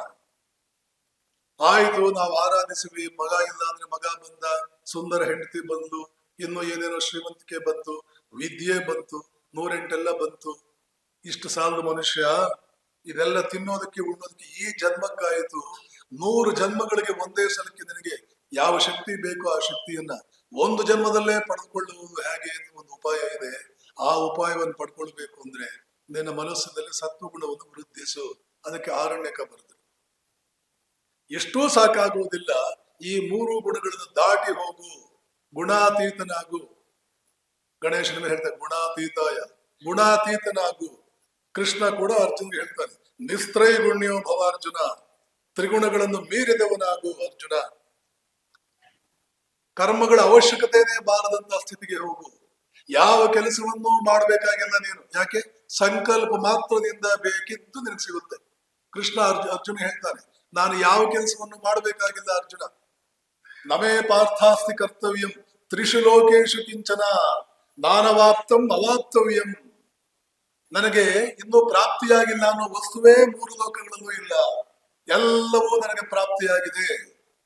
ತೈತ್ರಿ ಉಪನಿಷತ್ತು ಘಂಟಾಘೋಷವಾಗಿ ಹೇಳ್ತಾವಂತೆ, ಬ್ರಹ್ಮವಿತ್ ಆಪ್ನೋತಿ ಪರಂ ತದೇಶಾಭ್ಯುಕ್ತ ಸತ್ಯಂ ಜ್ಞಾನಂ ಅನಂತಂ ಬ್ರಹ್ಮ ಯೋ ವೇದ ನಿಹಿತಂ ಗುಹಾಯಾಂ ಪರಮೇ ವ್ಯೋಮನ್ ಸೋಷ್ಣುತೆ ಸರ್ವಾನ್ ಕಾಮಾನ್ ಸಹ. ಅವನು ಸುಮ್ಮನೆ ಯೋಚಿಸಲಿ, ಅವನ ಎಲ್ಲ ಆಸೆಗಳು ನೆರವೇರಿ ಬಿಡುತ್ತವೆ. ಸರ್ವಾನ್ ಕಾಮಾನ್ ಸಹ. ಯಾವ ಕಾಲದಲ್ಲಿ ಹೇಳಿದ್ರೆ ಇದನ್ನೆಲ್ಲ? ಇವತ್ತು ಡಿಪಾರ್ಟ್ಮೆಂಟ್ ಆಫ್ ಕಾನ್ಶಿಯಸ್ನೆಸ್ ಮಾಡಿ ಇವತ್ತು ಅವರು ನೋಡ್ತಾ ಇದ್ದಾರೆ. ಇದನ್ನ ಟೆಕ್ಸ್ಟ್ ಬುಕ್ಗಳಲ್ಲಿ ಮಕ್ಕಳಿಗೆ ಹೇಳಿ ನಮ್ಮ ಪರಂಪರೆ ಏನು, ನಮ್ಮ ರಕ್ತ ಏನು, ನಮ್ಮ ಯೋಗ್ಯತೆ ಏನು, ಇದನ್ನೆಲ್ಲ ಬುದ್ಧಿ ಇರ್ತಕ್ಕಂಥ ಜನರ ಕೈನಲ್ಲಿ ಆಡಳಿತ ಇದ್ರೆ, ಅಥವಾ ಯಾರ ಕೈನಲ್ಲಿ ಆಡಳಿತ ಇದೆಯೋ ಅವ್ರಿಗೇನಾದ್ರೂ ಒಂಚೂರು ಬುದ್ಧಿ ಇದ್ರೆ ಇದೆಲ್ಲ ಮಾಡ್ಬೇಕಿತ್ತು. ಇದು ಏನು ಮಾಡಿಲ್ಲ. ಇನ್ನೂ ಈ ದೇಶದ ಬಗ್ಗೆ ಒಂದ್ ಸ್ವಲ್ಪ ಅಸಡ್ಡೆ, ಒಂದ್ ಸ್ವಲ್ಪ ಜಿಗುಪ್ಸೆ, ಒಂದ್ ಸ್ವಲ್ಪ ಅಸಮಾಧಾನ ಬರೋ ರೀತಿಯಲ್ಲೇ ಪುಸ್ತಕಗಳನ್ನು ಬರೆದು ಹಾಕಿದ್ರೆ ಹೊರತು, ಹಾಗೆ ಬರೆದ್ರೇನೆ ಅವನು ಬಹಳ ದೊಡ್ಡ ಬುದ್ಧಿವಂತ ಅನ್ನುವಂತಹ ಒಂದು ಸ್ಥಿತಿಗೆ ತಂದಿಟ್ರೆ ಹೊರತು ನಿಜಕ್ಕೂ ಸತ್ಯ ಏನು? ಸತ್ಯ ಅಬ್ದುಲ್ ಕಲಾಂ, ಇತ್ತೀಚೆಗೆ ನಾನು ಭೇಟಿ ಮಾಡಿದ ವ್ಯಕ್ತಿಗಳಲ್ಲಿ ವಿವೇಕಾನಂದರನ್ನು ಬಿಟ್ರೆ, ಸ್ವಾಮಿ ರಂಗನಾಥಾನಂದಜಿಯನ್ನು ಬಿಟ್ರೆ, ರಾಮಕೃಷ್ಣ ಅಶ್ವತಿ ಕೆಲವು ಸಾಧುಗಳನ್ನು ಬಿಟ್ರೆ ಎಂತ ದುಸ್ಥಿತಿಗೆ ದೂಡ್ತಾ ಇದ್ದಾರೆ ಇವರಿಂದ ಈ ದೇಶವನ್ನ ಅಂತ ಯೋಚನೆ ಮಾಡಿದವರಲ್ಲಿ ಅಬ್ದುಲ್ ಕಲಾಂ. ಎಂತ ಸಕ್ಸಸ್ ಸ್ಟೋರೀಸ್ ಇದೆ ನಮ್ಮ ದೇಶದಲ್ಲಿ, ಅದನ್ನೆಲ್ಲ ಯಾಕೆ ಹೇಳ್ತಾ ಇಲ್ಲ? ಇರ್ಲಿ, ಅದೆಲ್ಲ ಪಕ್ಕಕ್ಕೆ ಇಡೋಣ. ಆದ್ರೆ ಇಷ್ಟೆಲ್ಲ ಹೇಳಲಿಲ್ಲ ಅಂದ್ರೆ ವಿಷಯವನ್ನ ನಿಮ್ಗೆ ವರ್ಣಿಸಿ ಹೇಳಿದಂತೆ ಆಗ್ಲಿಲ್ಲ, ವಿಷಯಕ್ಕೆ ಜಸ್ಟಿಸ್ ಕೊಟ್ಟಂತೆ ಆಗ್ಲಿಲ್ಲ. ಏನೋ ಘಟನಾವಳಿಗಳನ್ನು ಹೇಳಿ ವಿವೇಕಾನಂದರು ಇಲ್ಲೇನು ಹೇಳಿದ್ರು, ಅಲ್ಲೇನು ಮಾಡಿದ್ರು, ಕ್ರೊನಾಲಜಿ ಕೊಟ್ಬಿಟ್ರೆ ಪ್ರಯೋಜನವೇನು? We have come here to study Vivekananda and to know the real contribution of Vivekananda to India and mankind in general. ಇಂಡಿಯಾಗೆ ಆ ಮಹಾತ್ಮ ಕೊಟ್ಟಂತ ಕೊಡುಗೆ ಏನು, ತನ್ಮೂಲಕ ಜಗತ್ತಿಗೆ ಕೊಟ್ಟಿದ್ಯಾಕೆ, ಇದನ್ನೆಲ್ಲ ಯಾಕೆ ಹೇಳ್ತಾ ಇದ್ದಾರೆ? ಓ ಪಾಶ್ಚಿಮಾತ್ಯರೇ, ಕಳೆದ ನಿಮ್ಮದು 2000 ವರ್ಷಗಳಿಂದ ನಿಮ್ಮ ಹಿಸ್ಟ್ರಿ ನೋಡಿದ್ರೆ ಸರಿಯಾದ ಆಧ್ಯಾತ್ಮಿಕ ಚಿಂತನೆ ನಿಮ್ಮಲ್ಲಿ ಇಲ್ಲದೆ, ಆಧ್ಯಾತ್ಮಿಕತೆ ಹೆಸರಿನಲ್ಲಿ, ಧರ್ಮದ ಹೆಸರಿನಲ್ಲಿ ಏನೇನೋ ಕೊಳೆ ಕಸ ತುಂಬಿಕೊಂಡಿದ್ದೀರಿ. ಕೊಳೆ ಕಸ. ಯಾವತ್ತೋ ವಾರದಲ್ಲಿ ಒಂದು ದಿನ ಒಂದ್ ಕಡೆಗೆ ಹೋಗಿ ಏನೋ ಮಾಡ್ಬಿಟ್ರೆ ಮುಗೀತು, ನಾವು ಧಾರ್ಮಿಕ ವ್ಯಕ್ತಿಗಳು. ಧಾರ್ಮಿಕ ಅಂದ್ರೆ ಮೆಡ್ರಾಸಿಗೆ ಬಂದಾಗ ವಿವೇಕಾನಂದ ಹೇಳ್ತಾರೆ, the whole world is in need of light and India alone has that light. ಇಡೀ ಜಗತ್ತಿಗೆ ಬೆಳಕು ಬೇಕಿದೆ, ಭಾರತದಲ್ಲಿ ಮಾತ್ರ ಬೆಳಕಿದೆ. ಇದೇ ಬೆಳಕು, ಪೂರ್ಣ ಸತ್ಯದ ಪರಿಚಯ, ಪೂರ್ಣ ಸತ್ಯದ ವರ್ಣನೆ. ಮನುಷ್ಯನಿಗೂ ಈ ಪೂರ್ಣ ಸತ್ಯಕ್ಕೂ ಇರುವ ನಂಟು, ಪೂರ್ಣ ಸತ್ಯದ ಪರಿಚಯ ಅಥವಾ ಜ್ಞಾನ ಮನುಷ್ಯನ ಉದ್ಧಾರಕ್ಕೆ ಯಾವ ಮಟ್ಟಕ್ಕೆ ಕಾರಣೀಭೂತವಾಗಬಲ್ಲದು. ಸತ್ಯವನ್ನು ಅರಿಯಲಿಲ್ಲ ಅಂದ್ರೆ, ಕತ್ತಲೆಯಲ್ಲಿ ಓಡಾಡಿದ್ರೆ ಎಂತೆಂತ ದುರಂತಗಳು ನಮಗಾಗಿ ಕಾದಿವೆ. ಸತ್ಯದ ಪರಿಚಯ ಕಡಿಮೆ ಇದ್ದಷ್ಟು ನಮ್ಮಲ್ಲಿ ದುಃಖ ಜಾಸ್ತಿ ಆಗುತ್ತೆ, ಸತ್ಯದ ಪರಿಚಯ ಜಾಸ್ತಿ ಇದ್ದಷ್ಟು ದುಃಖ ಕಡಿಮೆ ಆಗುತ್ತೆ. ಆಧ್ಯಾತ್ಮ ಅಂದ್ರೆ ಏನು? ಪೂರ್ಣ ಪರಿಚಯ ಮಾಡಿಕೊಳ್ಳುವುದು ಸತ್ಯದ ಬಗ್ಗೆ. ಫಿಸಿಕ್ಸ್ ಅಲ್ಲೂ ಮ್ಯಾಥಮೆಟಿಕ್ಸ್ ನಲ್ಲೂ ಸ್ವಲ್ಪ ಮಟ್ಟಿಗೆ ಪರಿಚಯ ಮಾಡಿಕೊಡ್ತಾರೆ, ಅದರಿಂದ ಹೊಟ್ಟೆ ತುಂಬುತ್ತೆ, ಅದರಿಂದ ಮನೆ ಕಟ್ಕೊಳ್ತೀವಿ, ಚಿಂತೆ ಇಲ್ಲ. ಆದ್ರೆ ಅಷ್ಟು ಸಾಕಾಗುವುದಿಲ್ಲ ಮನುಷ್ಯನಿಗೆ. ಯಾಕೆ? ಮನುಷ್ಯನ ಆ ಕಡೆ ದ್ರವ್ಯಕ್ಕೆ ಸಂಬಂಧಿಸಿದ ಅವಶ್ಯಕತೆಗಳು ಹೆಚ್ಚು ಹೆಚ್ಚು ಪೂರೈಸಿದಂತೆಲ್ಲ ಮತ್ತು ದ್ರವ್ಯ ಪ್ರಪಂಚದ ಜ್ಞಾನ ಅವನಿಗೆ ಜಾಸ್ತಿ ಆದಂತೆಲ್ಲ ಒಳಗಡೆ ಇನ್ಯಾವುದೋ ದೊಡ್ಡ ಜ್ಞಾನದ ಬಿರುಕು ಜಾಸ್ತಿ ಆಗುತ್ತದೆ. ದ್ರವ್ಯ ಪ್ರಪಂಚದ ಸುಖ ಅವನಿಗೆ ಜಾಸ್ತಿ ಆದಂತೆಲ್ಲ ಅದನ್ನು ಮೀರಿದಂತಹ ಇನ್ಯಾವುದೋ ಒಂದು ಸುಖ ಬೇಕು ಅನ್ನೋ ಹಸಿವು ಒಳಗಡೆಗೆ ಜಾಸ್ತಿ ಆಗುತ್ತದೆ. ಆ ಹಸಿವನ್ನು ನೀಗಿಸ್ಕೊಳ್ಳಿಲ್ಲ ಅವನು ಅಂತಂದ್ರೆ ಒಂದು ರೀತಿಯ ದುಃಖಕ್ಕೆ ಒಳಗಾಗ್ತಾನೆ. ಇವತ್ತು ಪಾಶ್ಚಾತ್ಯ ರಾಷ್ಟ್ರಗಳಲ್ಲಿ ಆ ಸ್ಥಿತಿಗೆ ಅವರು ಒಳಗಾಗಿರೋದು. ಅದಕ್ಕೊಂದು ಹೆಸರಿಟ್ಟಿದ್ದಾರೆ ಅವರು, ಡಿಪ್ರೆಷನ್. ತಿನ್ನೋದಕ್ಕೆ ಉಣ್ಣೋದಕ್ಕೆ ಏನು ಕಡಿಮೆ ಇಲ್ಲ, ಸಾಕಷ್ಟು ಶ್ರೀಮಂತಿಕೆ ಎಲ್ಲ ಇದೆ, ಡಿಪ್ರೆಷನ್. ಮನಸ್ಸು ಇನ್ನೇನೋ, it is yearning for something higher, they don't know what is that higher thing. ಇನ್ಯಾವುದೋ ಇನ್ನೂ ದೊಡ್ಡದು ಬೇಕು ಅಂತ ಅನಿಸ್ತಾ ಇದೆ, ಆ ದೊಡ್ಡದು ಯಾವುದು ಅಂತ ಗೊತ್ತಾಗ್ತಾ ಇಲ್ಲ. ಅದಕ್ಕೆ ಏನೇನೋ, ಆ ದೇಶಕ್ಕೆ ಹೋಗು, ಟೂರ್ ಹೋಗು, ಈ ದೇಶಕ್ಕೆ ಟೂರ್ ಹೋಗು, ಆ ರೀತಿಯಲ್ಲಿ ಏನೋ ಮಾಡು, ಈ ರೀತಿಯಲ್ಲಿ ಏನೋ. ಆದ್ರೆ ನಿಜಕ್ಕೂ ಕೂಡ ಆ ವಾಯ್ಡ್, ಆ ಶೂನ್ಯ, ದಟ್ ಈಸ್ ಇನ್ನರ್ ವಾಯ್ಡ್. 100 ಪುಸ್ತಕಗಳನ್ನು ಬರೆದಿದ್ದಾರೆ ಪಾಶ್ಚಿಮಾತ್ಯ ಜಗತ್ತಿನಲ್ಲಿ. ಏನಂತ ಬರೆದಿದ್ದಾರೆ? ಇವತ್ತು ಪಾಶ್ಚಿಮಾತ್ಯ ಜಗತ್ತಿಗೆ ಬೇಕಾಗಿರ್ತಕ್ಕಂತಹದ್ದು ಆ ಇನ್ನರ್ ವಾಯ್ಡ್ ಅನ್ನು ತುಂಬಿಸುವುದಕ್ಕೆ ಒಂದು ಉಪಾಯ. ಒಬ್ಬ ಚಿಂತಕ ಅಂತ ಹೇಳ್ತಾನೆ, man after having fulfilled all desires, after having freed himself from all burdens of life, now has become a burden to himself. ಮನುಷ್ಯ ತನ್ನ ಎಲ್ಲಾ ಹೊರೆಗಳನ್ನು ನೀಗಿಸಿಕೊಂಡು, ಎಲ್ಲಾ ಒತ್ತಡಗಳನ್ನು ನೀಗಿಸಿಕೊಂಡು, ಎಲ್ಲಾ ಹೊರೆ ಭಾರಗಳನ್ನು ನೀಗಿಸಿಕೊಂಡು ಈಗ ಅವನಿಗೆ ಅವನು ಒಂದು ದೊಡ್ಡ ಭಾರವಾಗಿ ಕೂತಿದ್ದಾನೆ. ಅವನೇ ಅವನಿಗೊಂದು ದೊಡ್ಡ ಭಾರವಾಗಿಬಿಟ್ಟಿದ್ದಾನೆ. ಯಾಕೆ ಭಾರವಾಗಿದ್ದಾನೆ? Inner void. ಇದಕ್ಕೆ ಪರಿಹಾರ ಕೇವಲ ಮತ್ತು ಕೇವಲ ಆಧ್ಯಾತ್ಮಿಕತೆಯಲ್ಲಿ ಸಿಗುತ್ತೆ. ಆ ಆಧ್ಯಾತ್ಮಿಕತೆ ಎಲ್ಲರಿಗೂ ಅನುಕೂಲವಾಗುವ ರೀತಿಯಲ್ಲಿ ಪಾಶ್ಚಾತ್ಯ ಪ್ರಪಂಚದಲ್ಲಿ ಇಲ್ಲ. ಅದು ಒನ್ ಸೈಡೆಡ್, ಏಕಮುಖ, ಎಲ್ಲರನ್ನೂ ಕರೆಯಲಾರದು. ಕೊನೆ ಉಪನ್ಯಾಸದಲ್ಲಿ ವಿವೇಕಾನಂದ ಹೇಳ್ತಾರೆ, ಏನಂತ ಹೇಳ್ತಾರೆ? Should a Hindu become a Christian, or a Christian a Muslim, or a Muslim a Hindu, forbid. ನೀವೇ ಅವ್ರು ಅದೇ ಹಿಂದೂಗಳನ್ನೆಲ್ಲ ಕ್ರಿಶ್ಚಿಯನ್ ಮಾಡಬೇಡ, ಮುಸಲ್ಮಾನ ಕ್ರಿಶ್ಚಿಯನ್ ಮಾಡಬೇಡ. ಈ ಕಡೆ ಮುಸಲ್ಮಾನ ಯೋಚನೆ ಮಾಡ್ತಾನೆ, ಕ್ರಿಶ್ಚಿಯನ್ರನ್ನ ಹಿಂದೂಗಳನ್ನ ಎಲ್ಲರನ್ನು ಮುಸಲ್ಮಾನರಾಗಿ ಮಾಡಬೇಡ. ಅಲ್ಲ, ಸತ್ಯದ ಪರಿಚಯ ಅಲ್ಲ, ಸತ್ಯದ ಸ್ವಲ್ಪ ಪರಿಚಯ, ಸತ್ಯದ ಒಂದು ಸ್ವಲ್ಪವೇ ಪರಿಚಯ. ಅನ್ಯಥಾ ಜ್ಞಾನ, ಅಜ್ಞಾನಕ್ಕಿಂತ ಅಪಾಯಕಾರಿ. ಅನ್ಯಥಾ ಜ್ಞಾನ, ಪರಿಹಾರ ಇರೋದೊಂದು, ನೀನ್ ತಿಳ್ಕೊಂಡಿದ್ದೊಂದು, ಅನ್ಯಥಾ ರೂಪ. ಹಾಗಾದ್ರೆ ಏನ್ ಮಾಡ್ಬೇಕು? ಪ್ರತಿಯೊಬ್ಬರಿಗೂ ಅವನ ಸ್ವಭಾವತಃ ಒಂದು ಮಾರ್ಗವಿದೆ. ಆ ಮಾರ್ಗವನ್ನು ಗಟ್ಟಿಯಾಗಿ ಇಟ್ಟುಕೊಂಡು ಎಲ್ಲಾ ಸಹಾಯಗಳನ್ನು ಬೇರೆ ಮಾರ್ಗಗಳಿಂದ ಏನೇನು ಸಹಾಯಗಳು ಬೇಕೋ ಅದನ್ನು ಪಡ್ಕೊಂಡು ನಿನ್ನ ಮಾರ್ಗವನ್ನು ಶ್ರೀಮಂತಗೊಳಿಸು, ಗಟ್ಟಿಗೊಳಿಸು. All must observe all the good things from others and still maintain his own natural identity. ನಿನ್ನದೇ ಒಂದು ಇದನ್ನೇ ಕೃಷ್ಣ ಸ್ವಧರ್ಮ, ಸ್ವಧರ್ಮೇ ನಿಧನಂ ಶ್ರೇಯ ಪರಧರ್ಮೋ ಭಯಾವಹ. ನಿನ್ನ ಸ್ವಧರ್ಮದಲ್ಲಿ ನಿಲ್ಲು.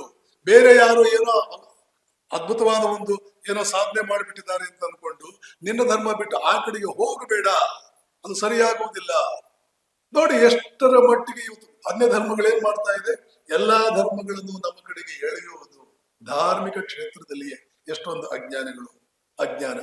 ಆದ್ದರಿಂದ ಸ್ವಾಮೀಜಿ ಇಲ್ಲಿ ಕ್ಲೀನ್ ಆಗಿ ಇನ್ನು ಹಿಂದೂ ಧರ್ಮ ಅನ್ನೋ ಪೇಪರ್ನಲ್ಲಿ, ಮುಂದೆ ಇನ್ನು ಒಂದು 2-3 ಪೇಪರ್ನಲ್ಲಿ ಸ್ಪಷ್ಟವಾಗಿ ಒಂದೊಂದೇ ತಿಳಿಸ್ತಾ ಬರ್ತಾರೆ. ಮುಂದುವರೆದು ಹೇಳ್ತಾರೆ, ನಾವು ಎಲ್ಲವನ್ನು ಒಪ್ಕೊಳ್ತೇವೆ. ಏಕೆ ಅಂತಂದ್ರೆ ಎಲ್ಲಾ ನದಿಗಳು, ಯಾವ ನದಿಯ ಮೂಲಕವಾದರೂ ನೀನು ದೋಣಿ ಇಟ್ಕೊಂಡು ಹೋಗು, ಎಲ್ಲರೂ ಕೊನೆಗೆ ಒಂದೇ ಸಮುದ್ರವನ್ನು ಸೇರ್ತಾರೆ. ನಮ್ಮ ದೇಶದ ಹುಡುಗರು ಇದನ್ನು ಪ್ರತಿನಿತ್ಯ ತಾವು ಮಾಡುವ ಪೂಜೆಯಲ್ಲಿ ಇದನ್ನು ಹೇಳ್ತಾರೆ. ಮತ್ತೆ ಅಷ್ಟೇ ಅಲ್ಲ, ಭಗವದ್ಗೀತೆಯಲ್ಲಿ ಕೃಷ್ಣ ಹೇಳಿದ್ದಾನೆ, ಯಾವ ಯಾವ ಭಕ್ತ ಯಾವ ಮಾರ್ಗದ ಮೂಲಕ ನನ್ನನ್ನ ಸಮೀಪಿಸಬೇಕು ಅಂತ ಬರ್ತಾನೋ ಆ ಮಾರ್ಗದ ಮೂಲಕವೇ ನಾನು ಅವನ ಹತ್ರ ಆ ಮಾರ್ಗದಲ್ಲೇ ಹೋಗಿ ನಾನು ಅವರನ್ನು ಸಂಗಿಸ್ತೇನೆ. ಆ ಮಾರ್ಗ ಬಿಡೋ, ಬೇರೆ ಮಾರ್ಗದಲ್ಲಿ ಬಾರೋ ಅಂತ ನಾನು ಎಂದಿಗೂ ಕೂಡ ಹೇಳೋದಿಲ್ಲ. ಆದ್ದರಿಂದ ಪರ್ಷಿಯನ್ನರು, ಪಾರ್ಸಿಗಳು ಮತ್ತು ಈ ಕಡೆ ಯಹೂದ್ಯರು ತಮ್ಮದೇ ಮಾರ್ಗದಿಂದ ಬಂದವರು. ಅವರನ್ನ ನಾವು ಯಾಕೆ ವಿರೋಧಿಸ್ತೀವಿ? ಅವರನ್ನ ಯಾಕೆ ನಾವು ಕೊಲ್ತೀವಿ? ಅವರನ್ನ ಯಾಕೆ ನಾವು ದ್ವೇಷಿಸ್ತೀವಿ? ಅವ್ರಿಗೂ ಕೂಡ ಆಶ್ರಯ ಕೊಟ್ಟಿದ್ದೇವೆ. ಇಷ್ಟೆಲ್ಲ ಹೇಳ್ಕೊಂಡು ಕೊನೆಗೆ ಹೇಳ್ತಾರೆ, ಇವತ್ತು ಏನು ಸರ್ವಧರ್ಮ ಸಮ್ಮೇಳನ ಪ್ರಾರಂಭವಾಗಿದೆ ಅಂತ ಬಿಟ್ಟು ದೊಡ್ಡ ರೀತಿಯಲ್ಲಿ ಗಂಟೆಯನ್ನು ಹೊಡೆದ್ರಲ್ಲ, ಈ ಗಂಟೆ ಈ ರೀತಿಯ ಫೆನಾಟಿಸಮ್, ಮತಾಂಧತೆ, ಆ ಮತಾಂಧತೆಯನ್ನು ಹುಟ್ಟುವಂತ ಹಿಂಸೆ, ಆ ಮತಾಂಧತೆಯಿಂದ ಹುಟ್ಟುಕೊಂಡಿರ್ತಕ್ಕಂಥ ರಕ್ತಪಾತ, ಇಲ್ಲಿವರೆಗೆ ಈ ಭೂಲೋಕ ಇನ್ನಿಲ್ಲದ ರಕ್ತಪಾತ ಹಿಂಸೆಯನ್ನು ಕಂಡಿದೆ. ಈ ಮತಾಂಧತೆಯಿಂದ ಇವತ್ತು ಏನು ಗಂಟೆ ಹೊಡಿತು, ಅದು ಈ ಮತಾಂಧತೆಗೆ ಒಂದು ಮೃತ್ಯುನಾದವನ್ನೇ ಕೊಡ್ಲಿ, ಮೃತ್ಯುನಾದವನ್ನು ಕೈಯಲ್ಲಿ. ಇದಕ್ಕಿಂತಲೂ ಚೆನ್ನಾಗಿ ಧಾರ್ಮಿಕ ಸಾಮರಸ್ಯವನ್ನು ಹೇಳುವುದಾದ್ರೂ ಹೇಗೆ? ಯಾರು ಹೇಳೂ ಇರಲಿಲ್ಲ.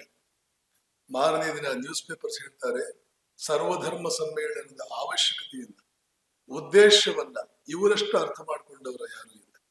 ಆದ್ದರಿಂದ ಧರ್ಮ ಸಮ್ಮೇಳನದಲ್ಲಿ ಬೇರೆಲ್ಲಾ ಭಾಷಣಗಳಿಗಿಂತ ಉಜ್ವಲವಾದ ಭಾಷಣ ಇವರದೇ. ಯಾವ ನ್ಯೂಸ್ ಪೇಪರ್ನಲ್ಲೂ ಮಾರನೇ ದಿನ ಮುಖಪುಟದಲ್ಲಿ ರಾರಾಜಿಸಿದವರು ವಿವೇಕಾನಂದ. ಹಿಂದಿನ ದಿನ ಅನಾಮಧೇಯ ವ್ಯಕ್ತಿ. ಧರ್ಮ ಸಮ್ಮೇಳನ ನಡೆದು ಸೆಪ್ಟೆಂಬರ್ 11. ಸೆಪ್ಟೆಂಬರ್ 12ಕ್ಕೆ ವಿಶ್ವವಿಖ್ಯಾತ ವಿವೇಕಾನಂದ ಪ್ರಪಂಚದ ಮೂಲೆ ಮೂಲೆಯಲ್ಲೂ, ಅದರಲ್ಲೂ ಪಾಶ್ಚಾತ್ಯ ಜಗತ್ತಿನಲ್ಲಿದ್ದಂತ ಎಲ್ಲಾ ದಿನಪತ್ರಿಕೆಗಳು ಇವರ ಮುಖಪುಟ, ಇವರ ಮುಖ, ಇವರ ಚಿತ್ರ, ಒಂದು ಪದವನ್ನೂ ಬಿಡದೆ ಸಂಪೂರ್ಣ